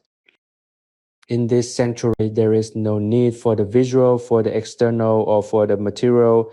Everything you need for this journey of relaxation is already within you. The peace you feel is not something you are importing from the workshop, it's something you are rediscovering. The workshop is simply the environment that allows you to find it. As you breathe, feel the way the chest expands and contracts, a slow tidal movement that mimics the rising and falling of the Nahi River outside. You are a part of this natural order. You are a part of the stream, a part of the mountain, and a part of the night. The illusion of being separate, of being an individual, battling against a cold and indifferent world, has finally been dismantled.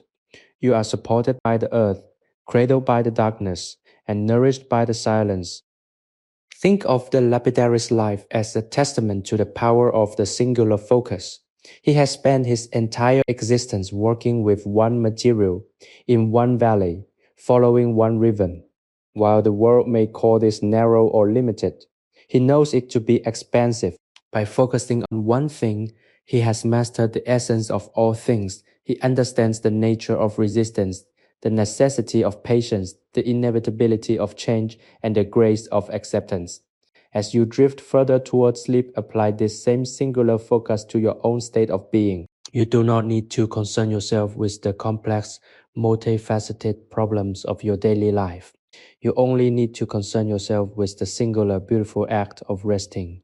Focus on the sensation of your body becoming heavy. Focus on the slowing of your heartbeat. Focus on the darkness behind your eyelids. Let everything else fall away until you are as focused, as calm, and as deliberate as the master craftsman himself. There is a unique velvet-like quality to the darkness in this 1830s setting. It is not the harsh artificial darkness of a city at night, which is interrupted by the glare of lamps and the hum of machines. This is the natural ancient darkness of the mountains, a darkness that is rich, deep, and deeply restorative. It is a darkness that invites you to dream, to create, and to explore the inner landscape of your own soul. You are invited to dive into this darkness, to let it cover you like a warm, heavy blanket. The more you let go, the more you will find that the darkness is not scary, but incredibly welcoming. It is the womb of the creative mind. It is a place where the day's experiences are organized, where memories are stored, and where the spirit is mended. You are not losing your consciousness, you are expanding it into the limitless silent realm of the subconscious. If you find that your mind still attempts to grasp at the remnants of the day, treat those thoughts like the dust that the lapidary wipes from his workbench, a light fleeting residue that has no further use. You do not need to hold it, you do not need to catalog it, you simply need to clear it away. Each time a thought arises, imagine the cool, wet cloth of the evening sweeping across your mind, leaving a clean, dark surface in its wake. You are preparing your mind for the final, deepest phase of your rest. You are clearing the room for the guest of sleep. There is a profound, quiet dignity in this act of letting go. It is a declaration of your own worth, a statement that you deserve to exist without the pressure of performance, without the burden of expectation, and without the noise of the past. The sound of the water wheel has become so familiar that it is no longer a sound, it is a presence, a comforting, steady heartbeat that pulses through the floorboards and into the very core of your being. You are synchronized with this rhythm. You are moving with the water, flowing with the stream, and settling into the soft, silty bed of the river. There is no more resistance, there is no more struggle. The world is exactly as it should be, and you are exactly where you need to be. The transition is complete. The boundary between your waking consciousness and the tranquil depths of your dreams has become a thin, permeable membrane, and you are ready to slip through it. The lapidary is asleep, the workshop is waiting, and the peace of the 1830s is yours, completely and entirely. Let the darkness take you, let the quiet hold you, and let the drift into the final, peaceful abyss begin. You are home. The workshop has become a sanctuary of absolute unwavering peace, where the very air seems to vibrate with the hum of the mountains and the gentle eternal song of the Nahe River. You are existing in a state of suspended animation, a delicate balance between the physical reality of the timber walls and the expansive, limitless landscape of your own inner rest. The darkness has achieved a perfect velvety density. Time is measured only by the movement of the river and the steady rhythmic heartbeat of your own deepening slumber. You are no longer navigating the currents of your own life. You are resting in the eddy, a calm, protected space where the flow of existence gently circles around you, leaving you undisturbed, safe, and completely at ease. In this deep meditative stillness, consider the value of the silence you have cultivated. In the modern world, silence is often feared. It is a space to be filled, a vacuum that feels dangerous or empty. But here, in this historical retreat, you have learned that silence is actually a container, a vessel that holds the potential for everything you truly need. Within this silence, you are not empty, you are full. You are filled with the clarity of the mountain air, the strength of the river's current, and the ancient, quiet wisdom of the lapidary's craft. By allowing yourself to inhabit this silence, you are essentially reclaiming your own essence, stripping away the roles you play, the masks you wear, and the obligations that define your public self. You are returning to your raw, unpolished state, where you are simply a part of the natural world, as valid and as meaningful as the stone, the water, and the stars. The lapidary remains in a state of profound restorative rest, his body a map of a life spent in gentle, repetitive service to beauty. Watching his stillness, you understand that his peace is not a gift that was bestowed upon him, but a skill he has honed through the consistent application of his own will. He has chosen to live in a way that respects the boundaries of his own humanity. He has chosen to stop when the light fades and to leave the work for the sun. And in that choice, he has found a lifetime of contentment. You have the same choice. You have the same power to define the parameters of your existence. You can choose to be the master of your own pace, to honor the natural cycles of your body, and to recognize that your worth is not tied to the exhaustion of your resources. This is the ultimate liberating truth. You are the architect of your own peace. Focus on the sensation of your body against the support of the earth. Every contact point, your back, your limbs, the back of your head, is a point of connection, a bridge between your physical form and the solid, enduring strength of the planet. Feel that connection deepen. Feel the way the floor rises to meet you, providing a firm, unwavering foundation that takes all the effort of holding yourself up out of your hands. You do not need to support yourself right now. You are being supported. You are being held in the palm of the night, carried by the slow, steady rhythm of the world. Trust in this support. Trust that you can relax every muscle, every tendon, and every nerve, and that the world will not let you fall. This is the physical surrender that precedes the spiritual one. If there is any residual tension in your fingers, your toes, or the small muscles around your eyes, release it now. Imagine that tension as a drop of water, sliding down the length of your body and vanishing into the darkness of the floorboards. You are becoming fluid, your boundaries becoming porous, your entire being moving toward a state of liquid ease. The sounds of the workshop, the creaking, the splashing, the distant muffled sighs of the timber are no longer things you hear. They are things you feel. They are the pulsations of the room, and you are vibrating in harmony with them. There is no distinction left between you and the sanctuary. You are a manifestation of the peace of this place, a living embodiment of the rest you have sought so diligently. The night is moving deeper into the early pre-dawn hours, a time when the veil between the conscious and the unconscious is at its thinnest. You are sliding into that veil, passing through it with the grace of a shadow. The story of the workshop is no longer something you are reading or hearing. It is a memory you have lived, a place you have been, and a state of being you have mastered. The lapidary's dream is now the source of your own, a shared consciousness of peace that knows no barriers of time or space. As you drift away, leave behind the last faint whispers of your waking mind. There is nothing more to do, nothing more to explain, and nothing more to hold.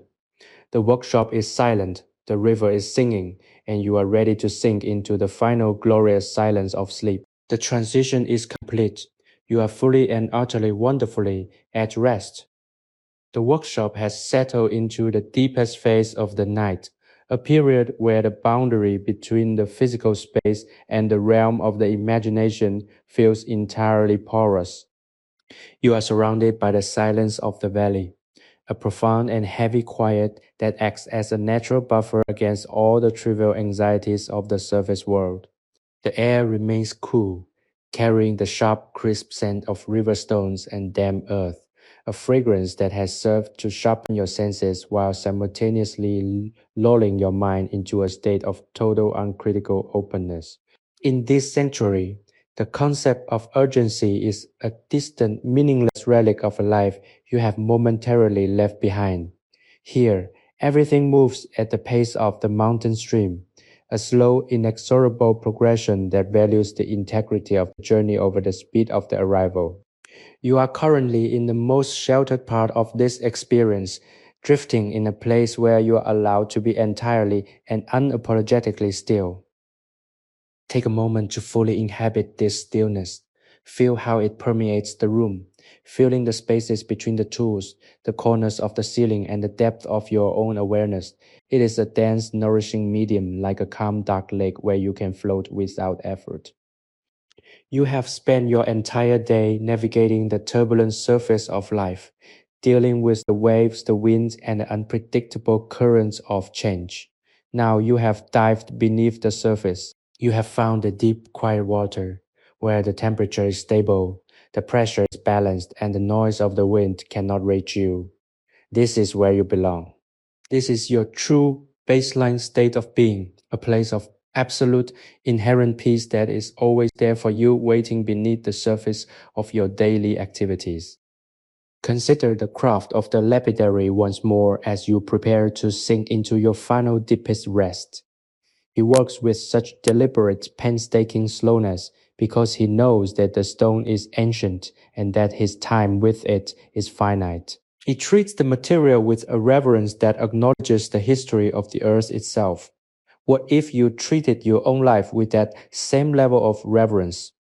What if you viewed your own experiences, the challenges, the joys, the quiet moments of transition as precious, unpolished agates waiting for the gentle touch of your attention? By slowing down, by practicing this level of deliberate presence, you are doing the same work. You are polishing your own spirit. You are revealing the inner fire, the hidden bands of light and color that make your life unique.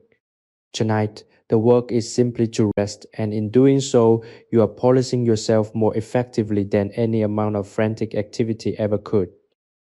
If you have found this journey through the history of Idar-Oberstein to be a meaningful addition to your life, a reliable sanctuary where you can restore your emotional balance and find a sense of grounding, consider making this connection permanent. Subscribing to our community ensures that you always have access to these moments of quiet, these historical retreats that are designed to help you let go of the modern world and return to the simple, enduring truths of the human spirit.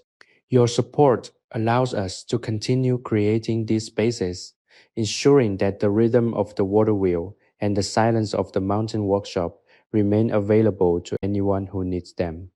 It is a small, quiet act of commitment to your own well-being and to the collective peace of our community.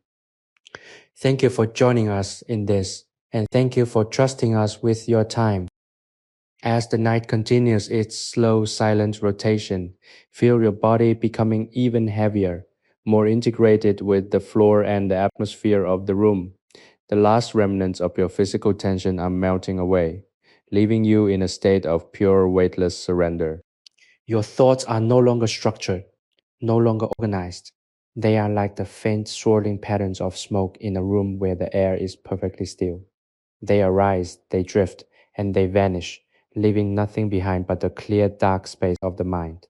This is the ultimate relaxation. This is the place where the day's ledger is closed, where the unfinished tasks are surrendered to the dawn, and where you are finally free from the need to be, to do, or to perform. You are simply existing, a small, peaceful point of light in the heart of the vast mountain night. There is no more to be said. The workshop is quiet, the artisan is sleeping, and the river is continuing its eternal song. You are enveloped in a protective dark cocoon that will keep you safe until the morning light calls you back. There is no need for worry, for ambition, or for regret. Everything is in its place, and the order of the world is perfectly maintained by the rotation of the earth itself.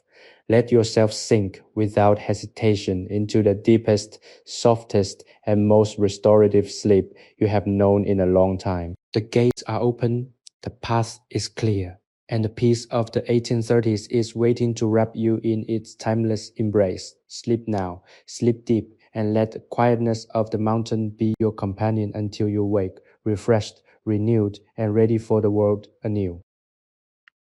The profound stillness of the workshop has become absolute, a state of being that exists beyond the reach of external change. In these early morning hours, the valley of Idar-Oberstein is held in a breathless, expectant calm. The shadows, once dancing and indistinct, have deepened into a single, cohesive darkness that feels warm, safe, and profoundly welcoming. You are floating within this darkness, a consciousness untethered from the demands of the physical world. The scent of the room, that blend of damp minerals, aged timber, and the lingering sweet earthy note of the forest has become a constant, a baseline upon which your entire awareness is built. You have found the center of the sanctuary, that rare and precious point where the noise of existence simply ceases to matter, leaving only the quiet pulse of life itself. Consider the rhythmic mechanical pulse of the water wheel. It's not just a mechanism, it's a manifestation of consistency in a life that is often defined by chaos, by the unexpected, and by the relentless need for adaptation. The reliability of the wheel is a profound comfort. It reminds you that there are things in this world that endure, that remain constant, and that continue to function with grace, regardless of the surrounding circumstances. You can adopt this consistency for yourself. You can choose to find a rhythm in your own life that is steady, unhurried, and deeply grounded.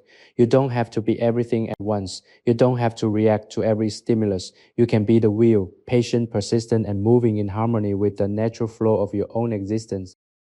The Lapidary's workshop, in its sleeping state, feels like a historical artifact that you have been invited to protect. By resting here, by witnessing this piece, you are participating in the preservation of a forgotten way of life. You are acknowledging the value of the slow, the deliberate, and the quiet. This is an act of rebellion against the modern tendency to consume, to accelerate, and to ignore. You are choosing to value the human scale experience, the moment to moment reality of the senses, and the deep, silent wisdom of the natural world. This choice is an act of restoration. It cleanses the mind of the clutter of artificial urgency and replaces it with the clean, sharp clarity of the valley's own rhythm. You are being restored to your own natural frequency, the one that vibrates in sync with the mountains. If you feel your attention pulling back toward the world, if you feel the tug of a memory, the shadow of a worry, or the whisper of a task, acknowledge it with gentleness and let it go. There is no urgency to engage with these things. They are not real in this moment. The only reality is the coolness of the air, the rhythmic sound of the river, and the profound heavy weight of your own relaxation. You are currently in the most fertile state of being, a space of pure potential where your mind can reorganize itself without the interference of effort. This is where the magic of rest occurs. This is where the subconscious mind takes the scattered, sharp, and disjointed pieces of your day and weaves them into the quiet, complex, and beautiful tapestry of your own story. Trust the darkness. There is an ancient, ingrained fear in the human psyche that the dark is where the unknown hides, where danger waits, and where the world is uncertain. But you have walked through the door of this workshop, and you have found that the dark is not a threat, it is a shield. It is the protective membrane that holds the sanctuary together. Within this dark, you are invisible, you are safe, and you are entirely free from the gaze of others. You are finally, after all the striving and performing of the day, alone with yourself in the best possible way. This is your kingdom, a space of absolute sovereign peace, where you are the only one who dictates the terms of your existence. Own this space, occupy it fully. Breathe into the darkness and feel it expand, becoming your own personal infinite retreat. The rhythm of the river has become the rhythm of your own mind. It is a slow, surging sound that rises and falls like a gentle wave. As the night slowly rolls toward the dawn, you are ready to let go of even the observation of the rhythm. You are ready to merge with it. The distinction between you and the workshop, between you and the night, and between you and the silence is becoming increasingly thin. Soon there will be no you to observe the peace. There will only be the peace itself. This is the goal of the journey. This is the place where the day is finally truly over and where the promise of a deep, dreamless, and restorative sleep is fulfilled. Let the final barrier of your consciousness drift away. Let the light of the morning remain a distant, unimportant possibility and sink into the beautiful dark and silent heart of the night. You have earned this. You have arrived. You are home. The workshop is a vessel of silence, an anchored craft floating on the dark, rhythmic currents of the Nahe Valley. In this deep late hour, the world has retreated to its most essential form, a collection of textures, temperatures, and subtle, persistent sounds. The timber beams, thick and heavy, have cooled until they radiate a sense of grounded permanence that anchors the room to the very bedrock of the mountain.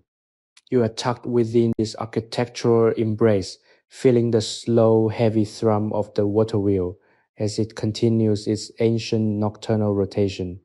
It is the heartbeat of the valley, a constant, unchanging pulse that demands nothing and provides everything. You are no longer observing this rhythm, you have surrendered to it. Your breathing has fallen into perfect sync with the splashing, churning cadence of the river, creating a bridge between your physical form and the landscape surrounding you. Every breath you take feels like a conscious choice to inhabit this sanctuary.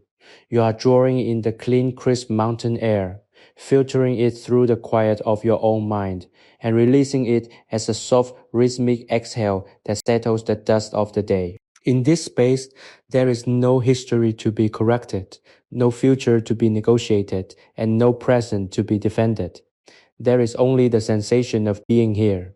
The lapidary sleeping soundly on his cot is the ultimate testament to the efficacy of this life. He has surrendered to the dark because he trusts the light will return. He has surrendered his tools because he knows they will be there in the morning. He has surrendered his worries because he understands that the river does not stop, and neither does the life of a man who lives in harmony with his environment. You are invited to mirror his absolute trust. Think of the stillness as a language, is a language of omission, where the meaning is found not in what is said, but in what is left unsaid. In your daily life, you are surrounded by the language of volume, of demand, and of constant, insistent communication. Go out here, you are learning the language of the void. You are learning that to be silent is to be powerful, to be still is to be profound. You are stripping away the veneer of your persona until you are left with something solid, something immutable, the core of your own being, which remains intact regardless of the success or failure of your day. This core is your sanctuary. This is the place you return to when the noise becomes too much. And tonight you are residing in that place, dwelling in the quiet, and finding your strength in the simple act of existing. If you feel your mind wandering to the edges of the room, gently bring it back to the feeling of your own weight. Notice how the chair or the floor is holding you. Notice how gravity is a constant gentle force, pulling you down into the earth, securing you in place, and removing the need for you to hold yourself up. You are held by the planet, you are protected by the shelter, and you are supported by the collective history of all those who have rested before you. There is no danger here. There is no risk. You are completely safe in this deep, dark pocket of 1830. The outside world, with its frantic pace and its endless, shifting demands, has been left far behind. You have stepped off the treadmill of time and into a space of eternal present moment peace. The cold is sharpening now, a truly invigorating sensation that serves as a final clean barrier between you and the worries of the waking world. It is the kind of cold that feels like a crisp white sheet, fresh, clean, and perfectly suited for the rest you are about to embrace. As the temperature drops, your body pulls further inward, concentrating its warmth in your core, creating a small glowing ember of vitality that is entirely your own. This is the light you will carry with you into your dreams, a small stubborn flame of awareness that will guide you through the landscape of your subconscious. You are ready to let go of the last remnants of your vigilance. You are ready to close the book, extinguish the lamp, and step fully into the dark. The final tether is fraying. The hum of the water wheel is becoming less of a sound and more of a vibration. a gentle, comforting tremor that travels through the timber and into your bones. The vision of the workbench, with its rows of tools and its waiting stones, is beginning to dissolve into a soft, golden blur. You are moving past the need for imagery. You are moving into the realm of pure feeling.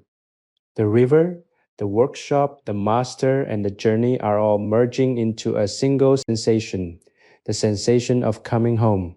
Everything has been done, everything has been lived. There is nothing left but the quiet, the dark, and the deep, restorative grace of sleep. Let the final shift happen. Let the world dissolve, sink into the abyss, for it is not a fall, but a return to your own true and peaceful self. You are asleep. The night has arrived at its most profound and silent junction, that elusive hour before the first hint of gray light begins to trace the silhouettes of the valley mountains. Inside the workshop, the darkness is absolute, a heavy velvet textured presence that has finally swallowed the last remnants of the day's visual clarity. You are no longer in a room. You are in a sanctuary of pure sensation, a space defined not by walls or objects, but by the slow, rhythmic pulse of the earth itself. The constant gurgling song of the Nahe River outside has become the only language the night speaks, a fluid, liquid lullaby that has washed away the sharp edges of your intellect and left you with only the soft, rounded reality of your own existence. Every muscle in your body has surrendered its grip, sinking into the support beneath you with a heavy, boneless grace, as if you are finally returning to the clay from which you were shaped. Consider the absolute, unwavering integrity of the stone that lies on the workbench.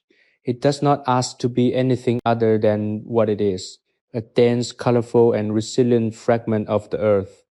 It accepts the pressure, it accepts the darkness, and it accepts the eventual shaping by the lapidary's tools with a silent, stoic patience. Your own life, while far more complex and fleeting, shares this underlying truth.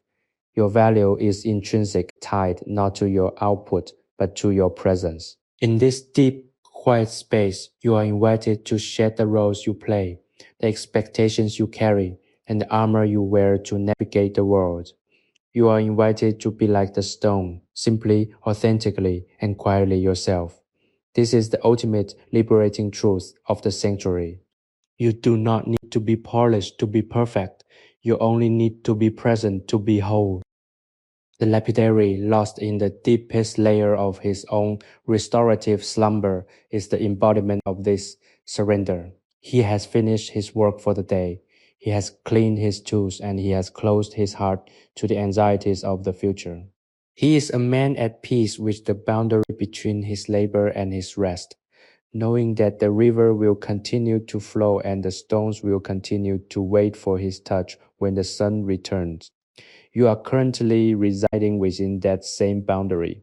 You are in the transition zone, the space where the day is finally behind you and the night is a vast open invitation to release. Feel how the air feels different, lighter perhaps or more crystalline, as if the oxygen itself is cleaner, more pure. This is the air of the Midnight Valley, and it is filling your lungs with the calm of the ages. If you find your mind flickering with the urge to solve, to plan, or to look ahead, visualize yourself as a stone being lowered into the deep, dark pool of the river. You are descending through the cool, refreshing water, passing through the layers of the current until you reach the soft, sandy bed. There, the flow of the river passes over you, carrying away the debris, the silt, and the heaviness of the day. You are tucked away, sheltered by the very forces that once seemed to be pushing you around. The water is your friend, the current is your guidance, the river is your shelter. There is no need to swim against the flow. There is no need to fight the pressure. Just settle into the bed of the river. Let the cool water wash over your brow and feel the immense relief of being entirely and finally carried. His sanctuary, his humble workshop in the heart of the 1830s is a gift you have given to yourself. It is a reminder that no matter how loud the world becomes, there is always a place, a physical space, a mental space, or an imagined space where you can return to the silence. You have built this room in your mind, furnished it with the steady rhythm of the water wheel, and insulated it with the thick, dark history of the mountains. You can come back here whenever you feel the need to reset, whenever the noise becomes unbearable, whenever the path ahead seems obscured, or whenever you feel the weight of your own ambition pressing down on your chest. Remember this moment. Remember the scent of the wood, the sound of the water, and the feeling of utter, unburdened peace. You are never truly lost because you always have the ability to return to this quiet place. The final descent into the deep, dreamless void is now unfolding. The last fragile threads of your conscious awareness are fraying, turning into something soft, ephemeral, and dreamlike. You are moving beyond the need for words, beyond the need for stories, and beyond the need for the workshop itself. The environment is becoming a part of your own consciousness, a seamless integration of the external sanctuary and your internal landscape. You are ready to let go of the last final hold. The river is calling you down, the mountain is calling you home, and the deep, dark, and beautiful silence of the night is opening its arms to receive you. Surrender to the drift, let the world vanish. Sink into the abyss, for you are safe, you are grounded, and you are finally completely at rest. Sleep deeply and peacefully until the dawn. The darkness that fills the workshop has reached a level of density that feels almost physical, a soft, velvet-lined casing that protects you from the vast, cold infinity of the outside world. Within this protective boundary, the passage of time has ceased to be a linear progression. It has become a slow, rhythmic circle, defined entirely by the mechanical hum of the water wheel and the gentle, persistent splashing of the Nahe River against the mountain stone. You are currently suspended in the deepest, most quiet heart of this space, existing in a state where your consciousness is no longer reaching outward to grasp at information or meaning, but is instead folding inward, layer upon layer, like the very agates that sit patiently on the artisan's bench. You have arrived at the final threshold, the place where the day's labor is fully surrendered and the restorative power of the night begins to weave its subtle healing magic into the fabric of your being. Notice the sensation of the air against your skin. It is no longer just cool or crisp, but carries the weight of a long, undisturbed night. It is the breath of the mountain, filtered through the timber walls and the damp stone floor, and it is filling your chest with a profound sense of clarity. Every time you exhale, imagine that you are releasing the last tiny particles of tension that have been clinging to your muscles since the sun was high. You are not just breathing, you are performing an act of purification. You are clearing the room of your mind, stripping out the clutter of unfinished business, the echoes of unnecessary conversations, and the shadows of future worries. The floor is clean, the air is still, and you are ready to reside in this space for the duration of your slumber. Think of the lapidary sleeping only a few paces away. He is a man who understands the wisdom of cessation. He does not linger in his thoughts after the work is put aside. He understands that the stone will not move, that the tools will not rust in the blink of an eye, and that his presence is not required for the universe to continue its rotation. He has perfected the art of the complete transition, moving from the intensity of his craft to the total surrender of his rest. You can mirror this transition right now. You are not just falling asleep, you are participating in a sacred biological and spiritual mandate to cease activity and allow the self to be repaired. By doing this with intention, by acknowledging the value of this moment, you transform your sleep from a mere biological function into a conscious act of self-care. If you ever feel the pull of your waking identity, that part of you that wants to name things, to categorize them, to judge them, or to fix them, gently remind yourself that you are not here to work. You are here to witness. You are a silent, unmoving observer in a gallery of nature's own making. You do not need to understand the way the shadows fall across the wood. You do not need to analyze the sound of the water. You simply need to let those things exist, and in their existence, recognize that you have the permission to exist alongside them, without adding, without subtracting, and without effort. The world is a perfect, self-contained mechanism, and you are part of that mechanism, currently set to the mode of stillness. As the night moves toward the pre-dawn hours, the atmosphere of the workshop becomes even more dreamlike. The sounds of the valley seem to drift from further away, becoming soft, melodic whispers that weave themselves into the texture of your relaxation. You are slipping deeper into the abyss of your own subconscious, a place that is just as vast and as mysterious as the valley itself. Do not be afraid of the depth. The deeper you go, the quieter it becomes, and the more profound the rest will be. There is nothing to fear in the dark.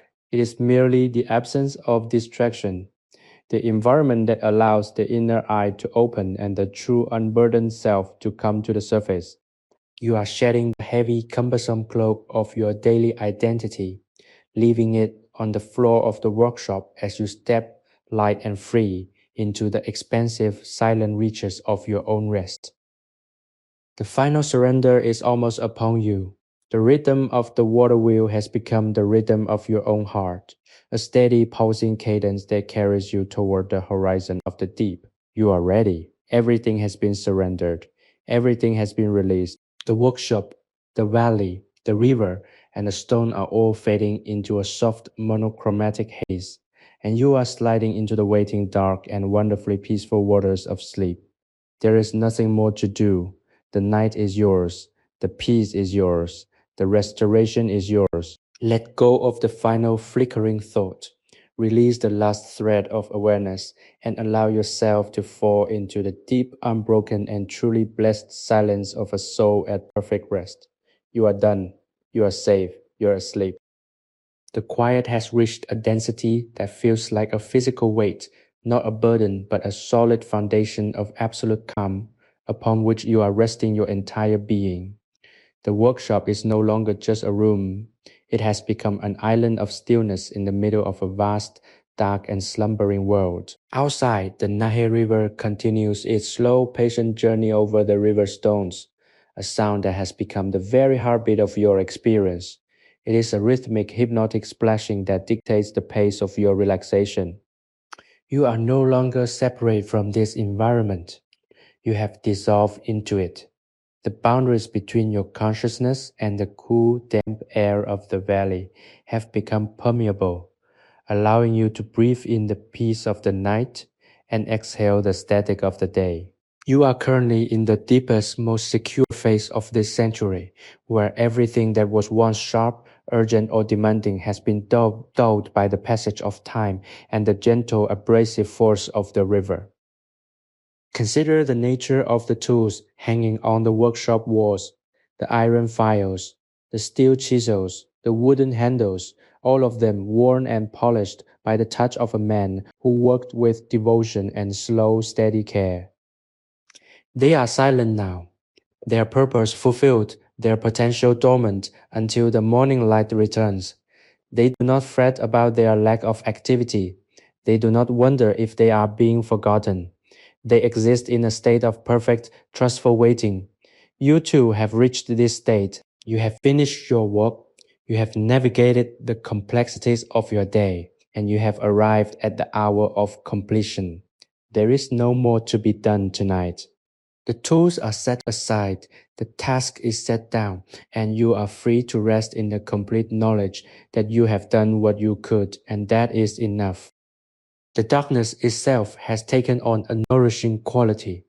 It is a thick dark ink that seeps into every corner of the room, smoothing out the sharp angles of the workbench, the edges of the rafters, and the very lines of your own face.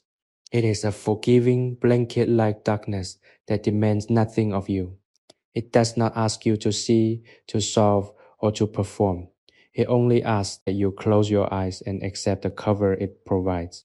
As you surrender to this, feel the last lingering pockets of tension in your body, the slight clench of your jaw, the rigidity in your shoulders, the tightness in your palms, all of them softening, melting away into the floorboards. You're becoming fluid, your form losing its distinction as you drift deeper into the comforting silent abyss of the night. If you ever feel the urge to return to the surface, to check the time, or to worry about the responsibilities of the coming dawn, use the image of the water wheel to anchor yourself. See that massive wooden wheel in your mind's eye, its paddles dripping with the cold, clear water of the Nahe. It turns with such agonizing, beautiful slowness, a machine built not for speed, but for endurance. Can you see yourself as part of that rotation? Can you accept that you do not need to hurry? That your life, like the wheel, is designed for the long term, for the slow, consistent movement that sustains the whole. Let the rhythm of the wheel be the rhythm of your own heart. When you feel anxious, speed up your focus on the wheel. And when you feel steady, slow it down to match your own deepening and slowing pulse. This is the ultimate quiet luxury of the human experience, the ability to return to oneself. We are often pulled outward by the gravity of our circumstances, our relationships, and our obligations. We spend our lives reaching, grasping, and tending to the needs of the outside world. But in the sanctuary of this 1830s workshop, you are reclaiming the gravity of your own center. You are pulling yourself back. You are centering your awareness on the breath, on the rhythm of the heart, and on the simple, uncomplicated reality of being alive. This is the source of all your strength, the wellspring from which all your capabilities flow.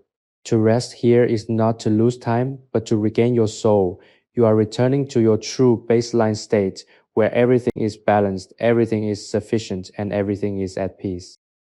As the night deepens, the world is becoming a blur of soft, dark shapes. The workshop is fading, the artisan is a mere memory, and the river is a distant, soothing hum. You are ready to step off the ledge of the conscious world and into the waiting deep and dark waters of the dream. Do not hesitate. Do not look back. The path is clear, and the sanctuary is secure. Your body is a stone that is ready to rest on the riverbed, and your mind is the clear, cold water that flows over it. You are safe, you are grounded, you are finished. Let the last thread of your waking identity dissolve into the dark and fall without fear into the profound, infinite, and beautifully silent peace of sleep. Sleep now, sleep deep, and let the night restore you entirely.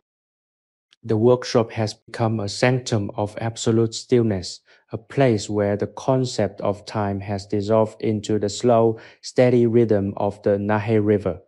You are existing in the deepest, most quiet heart of the night, where the darkness is not an absence, but a presence, a soft, velvet-textured embrace that holds you securely within the walls of this ancient timber building. The air is crisp and cool, carrying the scent of damp earth, river stone, and the faint sweet residue of pine needles from the forest floor outside. You are no longer merely an observer of this scene, you have become a part of it, integrated into the architecture of the quiet. The rhythmic creaking of the water wheel, once a source of fascination, has become a comforting, hypnotic pulse that anchors your entire awareness, allowing your mind to drift effortlessly across the threshold between the conscious world and the boundless dark beauty of your own inner landscape. Think of the way the light once danced upon the agates on the workbench, revealing the hidden, swirling bands of color that were formed by eons of pressure and time. Your life in this moment is much like those stones. You have been subject to the pressure of the world. You have been shaped by the grit of experience, and you have been polished by the friction of daily life. Yet, as you rest in this sanctuary, you are finally being given the chance to simply be. You do not need to perform. You do not need to shine. And you do not need to show your brilliance to anyone. You are allowed to be the unpolished, raw, and authentic version of yourself, held in the dark, safe, and undisturbed. There is an immense, profound relief in this surrender. The knowledge that you have done enough, that you are enough, and that for these few precious hours, you have no responsibility other than the act of resting. The lapidary remains in his deep, rhythmic slumber, his breathing a steady, reassuring sound that serves as a metronome for your own transition into the dream state. He is a man who understands that there is a sanctity in the division between the work and the rest, and he respects that boundary with a discipline that is both admirable and deeply peaceful. By observing him, you are learning the same skill. You are learning to put down the heavy burdens of your own life, to leave the unfinished tasks on the bench, and to trust that the morning will bring the clarity and the energy to pick them up again. You are not losing these tasks, you are simply placing them into the custody of the night. You are trusting the process of renewal, knowing that your body, your mind, and your spirit are being meticulously repaired by the very act of standing still. If you find your attention drifting back to the world you left behind, to the flickering screens, the urgent emails, the shifting expectations of others, visualize those things as tiny weightless particles of dust caught in a beam of moonlight on the workshop floor. They are there, yes, but they are not the substance of your reality. They are fleeting, transient, and ultimately they belong to the world of the day. In this sanctuary, you are dealing with the substance of the soul. You are dealing with the heavy, solid, and enduring reality of peace. Let the dust settle. Let the particles fall into the cracks between the floorboards. You do not need to carry them. You do not need to sweep them up. You simply need to be the observer, watching them drift into the dark undisturbed by their presence. The cold in the workshop has reached a perfect crystalline state, a sharpness that feels like the clean, bracing air of a mountain peak. It is a wonderful feeling, one that clarifies your thoughts and makes every sensation feel heightened and pure. You are feeling the texture of the blankets, the firmness of the support beneath you, the steady rhythmic vibration of the river. These are the building blocks of your sanctuary. They are the materials that will construct the safe interior world of your dreams. In that world, you can explore the depths of your own creativity. You can revisit the memories that bring you comfort, and you can rehearse the quiet strength you will bring into the day tomorrow. You are building a home for your consciousness, a place where you can always return when the world becomes too loud. The threshold is now beneath your feet, and you are ready to cross it. The workshop is silent, the river is singing its ancient repetitive song, and the night is wrapped around you like a cocoon. You are done. You have traveled through the history of this place. You have understood the value of the quiet, and you have committed yourself to the act of restoration. There is no more to be said, no more to be felt, and no more to be achieved. You are sliding into the deepest, softest, and most restorative sleep, where the only thing that exists is the peace you have so carefully nurtured. Let go of the final thread. Sink into the dark. Drift into the abyss of the dream. You are safe. You are home. You are finally completely at rest. The sanctuary of the workshop has reached a state of perfect crystalline stillness, a silence so profound that it feels as though the entire world has held its breath in anticipation of your rest. You are suspended in this stillness, a consciousness cradled within the timber frame of the 1830s, shielded from the relentless forward motion of the modern era.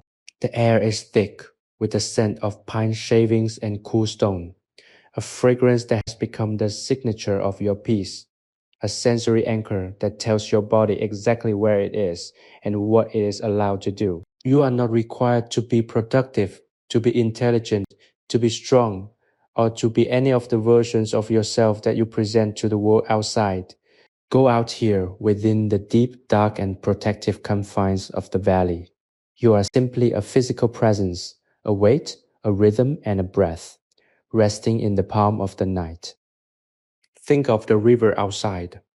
The Nahe has been flowing through this valley for thousands of years, carving the stone, shaping the landscape and providing the constant low-frequency hum that vibrates through the very floorboards of the workshop. It is an indifferent yet comforting force.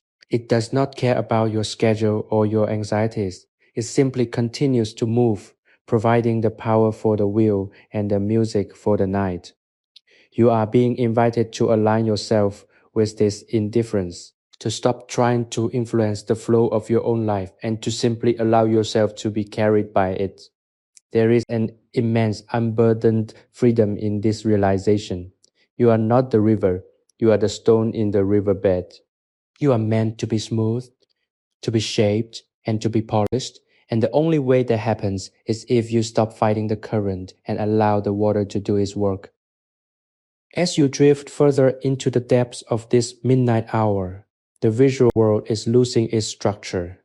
The tools, the workbench, the racks, and the shadows are merging into a singular, soft, focused landscape that is entirely governed by the logic of the dream. You are moving beyond the need for light. You are moving beyond the need for boundaries. The sense of your own body is becoming diffuse, as if you're expanding to fill the room, as if your heartbeat is the rhythm of the wheel, and your breath is the draft of air through the rafters. This is the sensation of true integration, the moment when the distinction between the self and the environment dissolves completely. You are not in the workshop. You are the workshop. You are the quiet. You are the dark. And you are the peace. If there is a final lingering thought, a flicker of desire to check the time, a worry about an unfinished email, a shadow of an unresolved conversation, visualize it as a pebble that you're holding in your hand. Feel the weight of it. Feel how it anchors you to the waking world. Now, imagine yourself standing by the edge of the river in the cool, dark night and opening your palm. Watch as that pebble drops, ripples through the black surface of the water, and vanishes into the depths. You have released it. You have given it back to the flow. You do not need to carry that weight into your sleep. You are traveling like now, stripped of the burdens that you thought were essential, and you are finding that you are far more capable and resilient without them. The lapidary, in his deep rhythmic slumber, is your silent companion in this journey. He is the guardian of the quiet, the one who knows that the secret to a long life is the ability to walk away from the bench when the light fades. His breathing is a steady, slow tide that washes over the silence of the room. By listening to him, you are learning the cadence of a man who is at peace with his mortality, with his work, and with his rest. There is no ambition in his sleep, only the simple, profound necessity of regeneration. You are following his lead, moving into the same deep, dark, and welcoming space where the self is mended and the spirit is renewed. You are part of a long lineage of people who have found their peace in this valley, and you are adding your own layer to the history of this place. The darkness is now absolute, a thick, comfortable void that invites you to submerge yourself completely. You are ready to let go of the last faint thread of consciousness. The transition is not a loss, it is an expansion. You are moving into the infinite territory of the dream, a place where you are the author of your own reality, a place where the rules of the day do not apply, and where you can finally truly be at peace. The workshop is finished, the river is singing, and you are ready. Let the last sensation of the room dissolve into the void. Let the darkness take you, whole and complete. You are sinking, drifting, and falling into the most beautiful, dark, and silent rest you have ever known. Sleep, for the world will wait, and you have finally come home to yourself.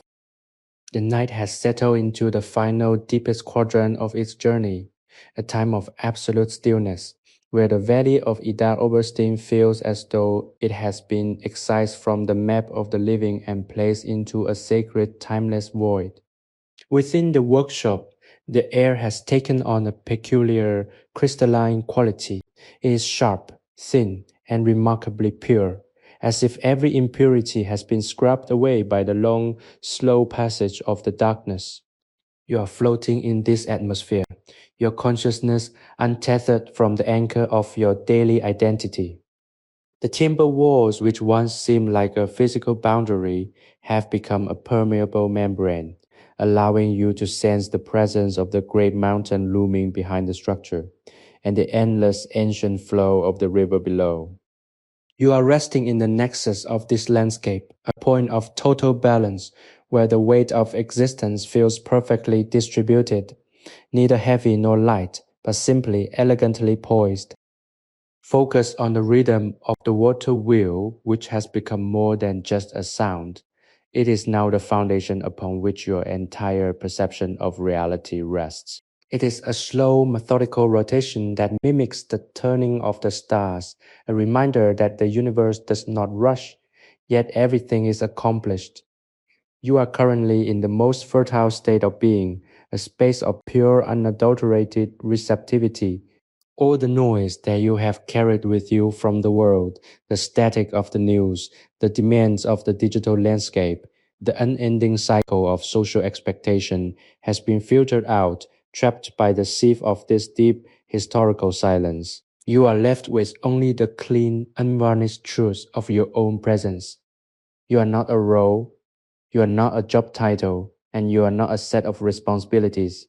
You are a living pulse, a breathing entity, a consciousness that is momentarily allowed to be entirely and unapologetically free. Consider the lapidary who is now so deeply immersed in his rest that he has become a part of the workshop's furniture, as solid and as quiet as the oak workbench itself. He is a testament to the power of the surrender.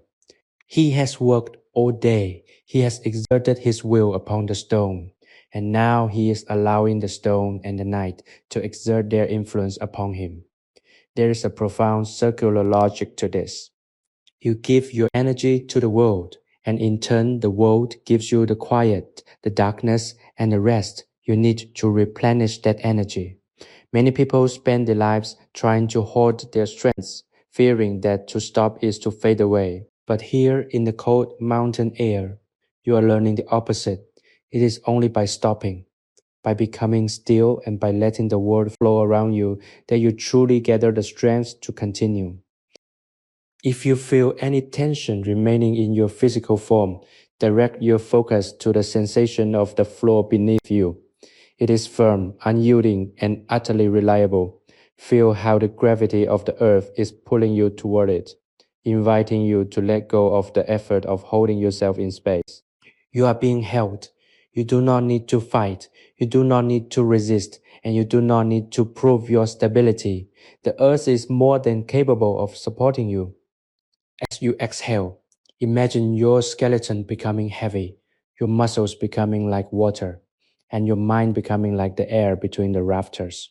You are not losing your form, you are becoming more fluid, more integrated with the space you occupy. This is the ultimate relaxation, the moment when you stop being a separate entity and become a seamless part of the environment.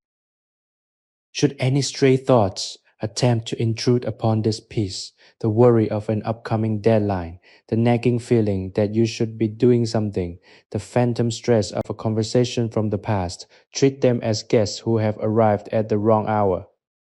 Acknowledge them, offer them a silent, gentle goodbye, and let them fade back into the darkness. They have no business here. This is a space for restoration, not for processing. Your mind will have plenty of time to deal with the complexities of your life when the sun rises. For now, the ledger is closed. The account is settled. You have paid your dues to the day, and you have earned the privilege of this absolute, uncompromising quiet. The threshold is now a soft glowing line, a point of no return that you are approaching with the grace of a falling leaf. The sounds of the workshop are fading, turning into a singular, undifferentiated vibration that resonates through your very marrow. The history of the valley is folding in on itself, becoming a memory that you have lived rather than a story you have heard. You are ready. The final, fragile thread that connects you to the waking world is slipping from your fingers. The dark is no longer a void. It is a soft, welcoming cradle, a place where you can finally, completely, and without reservation let go. As you sink into the abyss, feel the peace of the 1830s wrap around you, a blanket of silence that will keep you safe until the morning comes. You are finished. You are home. You are finally, utterly asleep. The workshop has receded into a state of existence that defies the measurement of clocks or the intrusion of thought. You are now in the deepest, most primordial layer of the night, where the silence is so heavy and so complete that it possesses a texture of its own, like velvet stretched across the ceiling of the world. In this sanctuary, the air has cooled significantly, taking on a crisp mountain edge that invigorates the spirit while simultaneously calming the physical frame. You are no longer merely resting, you are participating in a profound ancient rite of renewal. The timber beams, which have stood for centuries, seem to hum with a low frequency vibration that resonates within your own chest, sinking your heartbeat to the slow, enduring pulse of the valley. You have arrived at the final sanctuary, a place where the concept of you has begun to soften and merge with the fabric of the dark. Consider the absolute unwavering patience of the mountain stone that lines the bank of the Nahe River. It has been there for longer than the workshop, longer than the town, and longer than any memory of the people who have lived here. It has been smoothed by the water, shaped by the pressure of the earth, and yet it remains entirely unmoved, entirely at peace with its own existence. This is the lesson you are learning tonight. You do not need to be dynamic to be meaningful. You do not need to be active to be worthy. Your value is as innate and as permanent as the stone itself. In this deep midnight hour, you are stripping away the expectations you place upon yourself, the performance you feel compelled to give, and the need to justify your existence through achievement. You are learning to exist in the stillness, and in doing so, you are discovering that you are not just a collection of your actions, but a profound, quiet, and eternal witness to the world. The lapidary beside you is the ultimate guide in this journey. His breathing is a testament to the wisdom of the body, a slow, deep, and rhythmic process that ignores the distractions of the mind and focuses entirely on the necessity of regeneration. By listening to the cadence of his rest, you are finding your own. You are allowing your breath to match his, feeling the expansion of the chest, the suspension at the top of the inhale, and the long, slow release of the exhale. With every cycle, you are letting go of another layer of your day, the lingering echoes of your responsibilities, the weight of your decisions, and the subtle, persistent itch of anxiety. All of these are being exhaled into the workshop, where they are being absorbed by the cool, dark air and carried away by the river. If you find that your mind still clings to the edges of the waking world, use the visual of the workshop's iron tools hanging on their wooden pegs.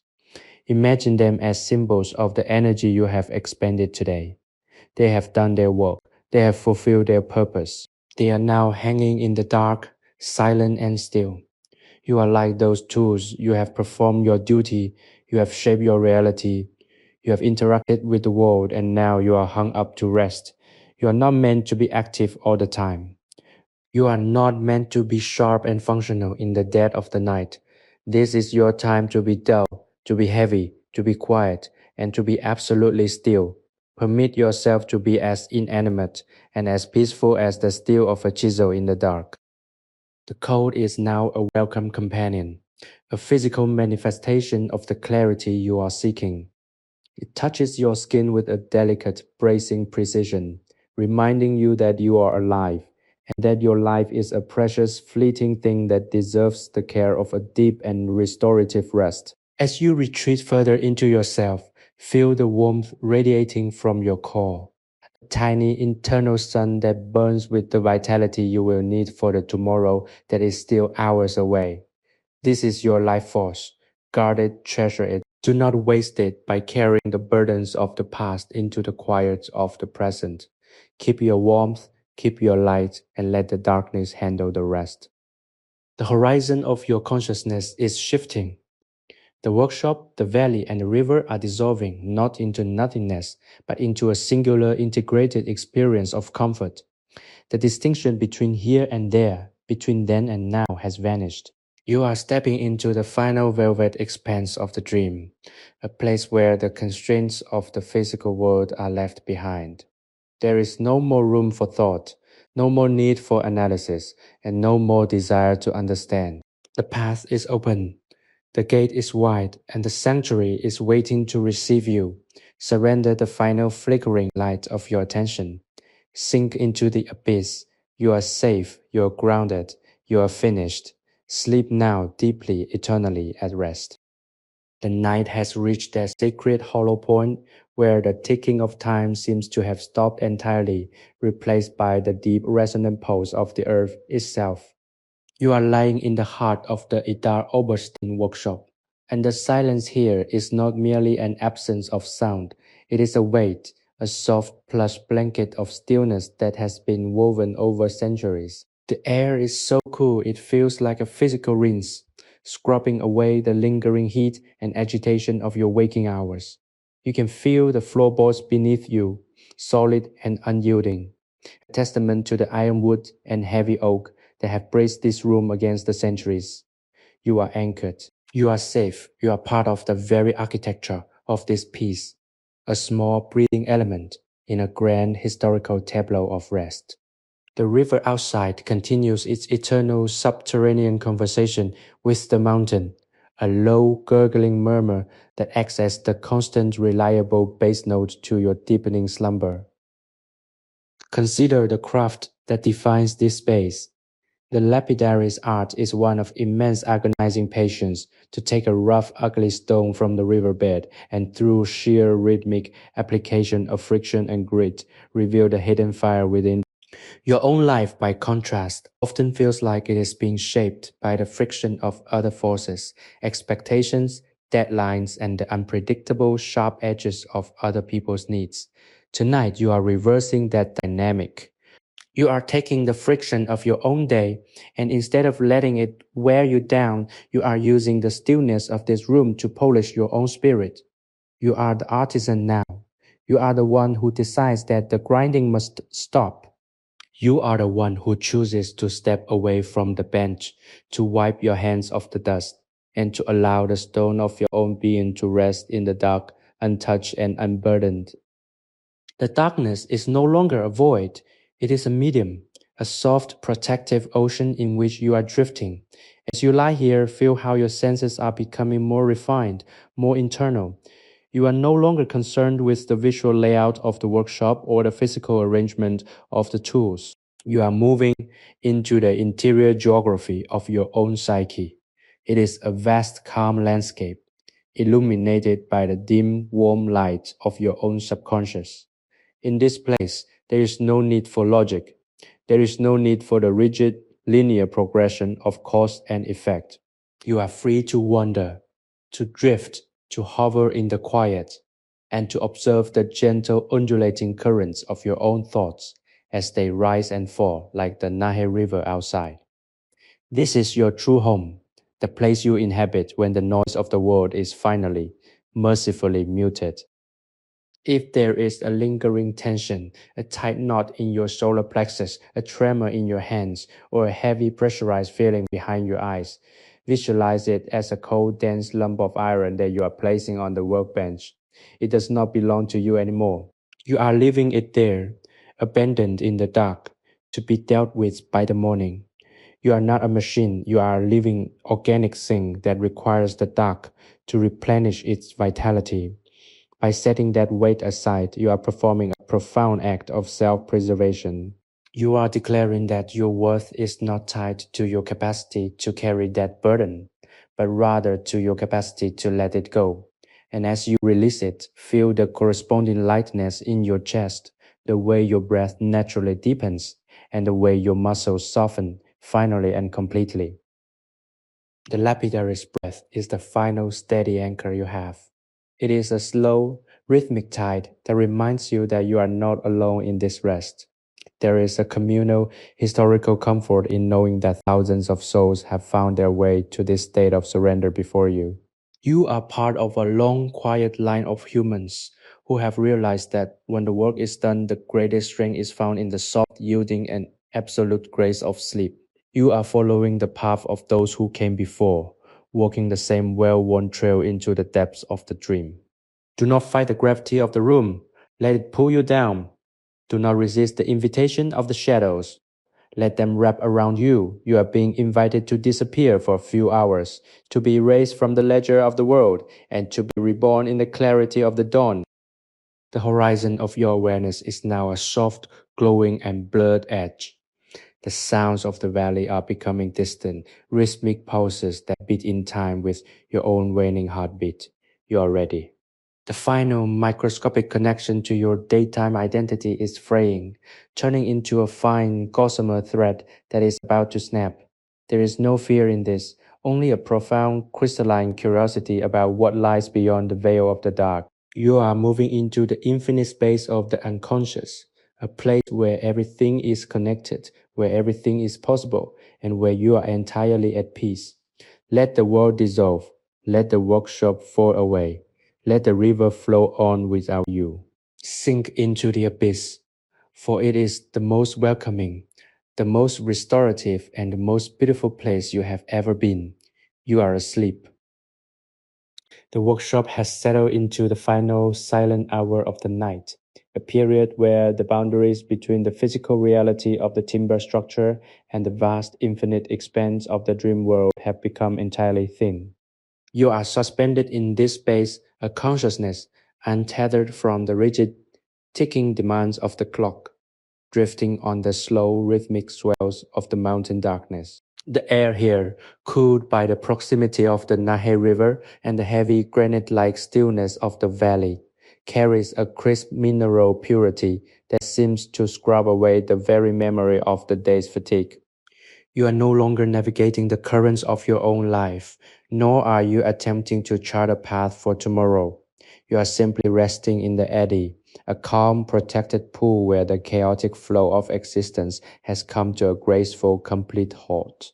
The rhythm of the water wheel, once a mechanical sound, has deepened into a primordial hum, a steady pulsing vibration that resonates through the floorboards and anchors your spirit to the very bedrock of the earth.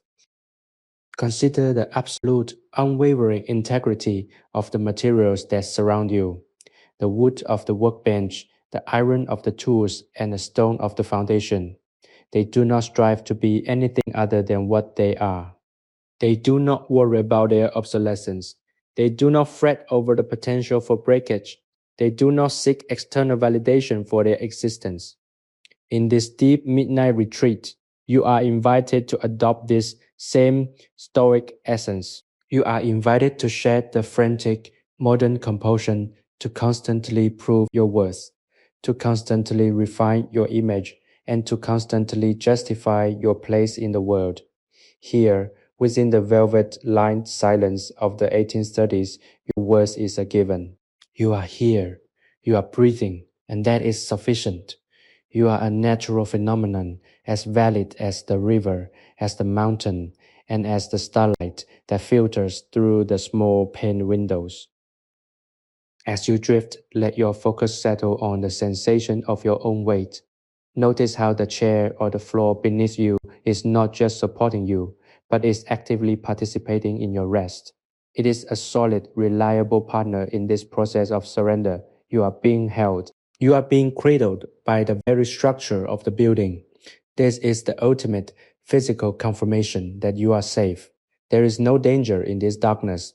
There is only the opportunity to release the hold you have on your own muscles, your own nerves, and your own thoughts. Feel how, as you consciously loosen your grip on the external world, your body begins to feel lighter, as if the pull of gravity is no longer a force of compression, but a force of integration. You are not being weighed down, you are being grounded, anchored firmly in the peace of the present moment. If your mind attempts to construct a narrative of what you need to do or how you need to be, visualize those thoughts as wisps of smoke rising from a dying hearth. They are small, temporary, and they are dissipating into the high dark rafters of the room. They have no substance here. They cannot survive the purity of this atmosphere. You are currently in the most fertile soil of the subconscious, a place where your mind is working, without your intervention, to untangle the knots of the day and reorganize the scattered pieces of your experience into a coherent, calm whole. This is the magic of the nocturnal cycle, the way the system heals itself when the control is released. By staying here, by committing to the silence, you are allowing that healing to reach its maximum potential. You are being mended from the inside out. The lapidary, lost in his own profound rhythmic sleep, just a few paces away, is the embodiment of this surrender. He is a man who understands that the only way to meet the challenges of the morning is to fully and without reservation empty oneself in the night. His breathing, a slow and steady tide, is a perfect external rhythm for you to follow. Let your own respiration sync with his inhale, the cool restorative air of the valley, and exhale the warmth, the tension, and the history of your day. With each cycle, notice how the room seems to grow quieter, how the edges of your awareness grow softer, and how the feeling of being an individual separate entity begins to dissolve into the shared experience of the peace that fills this workshop. You are becoming part of the atmosphere. You are becoming the quiet itself. The horizon of your consciousness is now a gentle, fading glow, the last flicker of the waking mind before it descends into the true, dreamless, and restorative abyss. The workshop, the valley, the river, and the artisan are all merging into a single beautiful sensation of homecoming. There is no more need for words, no more need for concepts, and no more need for action. You are standing at the edge of the ultimate dark and peaceful ocean. Step forward. Let go of the last faint anchor of your identity. Sink into the depths, for the water is warm. The darkness is safe, and the silence is your true, original, and eternal nature. Everything has been surrendered. Everything has been finished. You are ready to let the world vanish and to find your rest in the center of the deep, silent, and wonderfully restorative night. Sleep. The sanctuary of the workshop has reached a state of existence that transcends the ordinary boundaries of time and space, settling into a deep, velvety, and absolute silence. You are suspended within this space, a consciousness wrapped in the cool, crisp air of the Idar-Oberstein Valley, where the very atmosphere feels like it has been distilled to its most essential soothing elements. The scent of pine, damp earth, and aged timber is a constant, subtle reminder that you are far from the artificial, frantic pulse of the modern world, anchored instead to a history that values the steady, rhythmic pace of the seasons and the patience of the craft. Every creak of the floorboards, every gentle shift of the timbers in the night breeze, and the eternal low-frequency song of the Nahe River are no longer external sounds. They are the pulsations of your own inner landscape, a symphony of calm that holds you securely in its embrace. Consider the nature of the stones that sit upon the workbench, the agates, the jaspers, the quartz, waiting with an ancient mineral patience for the return of the morning light. They have been through the fire and the pressure of the earth's cooling, and they possess a strength that does not require movement to be felt. Tonight, you are invited to share in that strength. You do not need to do anything to justify your presence here. You do not need to achieve, to perform, or to solve. The work of the day is finished. The tools are resting in their places, and the artisan who guides them is lost in the same deep restorative slumber that you are currently approaching. By allowing yourself to be still, you are participating in the grand natural order of things, acknowledging that rest is not a sign of weakness, but the very foundation of all lasting vitality. As you drift deeper, notice how the darkness in the workshop has become a tactile protective layer, almost like a heavy, warm blanket tucked snugly around your shoulders. It is a darkness that is devoid of shadows and devoid of threat. It is simply a void that invites you to expand, to let go of the physical limits of your body, and to inhabit the space of your own mind. In this expansion, the tension you have held all day, the subtle tightening of your shoulders, the shallow hold of your breath, the constant mental rehearsal of your obligations is beginning to melt away. flowing out of you and into the cool, dark floorboards. You are becoming lighter, your edges blurring, your sense of self dissolving into the beautiful, resonant quiet of the room. You are not losing your identity. You are simply setting it down for a while so that you can exist in your most fundamental peaceful state. If your mind seeks to wander, to grasp at the remnants of your day, or to project itself into the uncertain landscape of the future, bring it back with the image of the water wheel. Visualize that massive wooden wheel turning with a deliberate, relentless, and calm consistency. It is the engine of the valley, and it is the rhythm of your own heart. When you feel the need to rush, remember the wheel. It does not speed up to meet a deadline, and it does not slow down to avoid the pressure of the current. It simply turns, one cycle at a time, performing its purpose with a grace that has lasted for generations. You can be the wheel tonight. You can commit to your own steady and unhurried movement, knowing that the only thing required of you is to keep turning, to keep breathing, and to keep being present in this exact moment. The lapidary in his profound sleep is your silent mentor in this final transition. His stillness is total, his surrender is absolute, and his peace is palpable. By mirroring his state, you are finding the most efficient way to enter the deeper restorative stages of sleep. There is a profound communal aspect to this, a connection that binds you to all the humans who have ever sought shelter from the storm of their lives in the silence of the night. You are not alone in this rest. You are part of the rhythm of the valley, part of the history of the workshop, and part of the universal restorative mandate of the night. Feel the connection. Feel the way the silence moves between you and the artisan, creating a bridge of understanding that requires no words and no action, only the shared, quiet, and beautiful acknowledgement that the day is done. The final soft and inviting threshold is before you, a gate that opens into the infinite, dark and silent reaches of your own subconscious. The last fragile threads of your conscious perception are fraying, turning into a dreamlike blur of sensation and emotion. There is no fear, only a profound, crystalline readiness. The workshop is silent, the river is singing, and the world has been left far behind. You are ready to let go of the last faint effort of holding on. The darkness is opening its arms to receive you, and you are ready to fall into the deepest, softest, and most restorative sleep you have ever known. Surrender the final thought. Let the night carry you into the abyss, for you are safe, you are grounded, and you are finally completely at rest. The night is yours. Sleep. Sleepy History with Tales is created for relaxation, entertainment, and sleep purposes. The stories shared on this channel are inspired by historical events, daily life, and real periods in history, but they may be simplified, adapted, or narrated in a calming way to enhance the listening experience. This content is not intended to be a precise academic or educational source. While we aim to stay generally accurate, some details may be altered for storytelling flow and relaxation.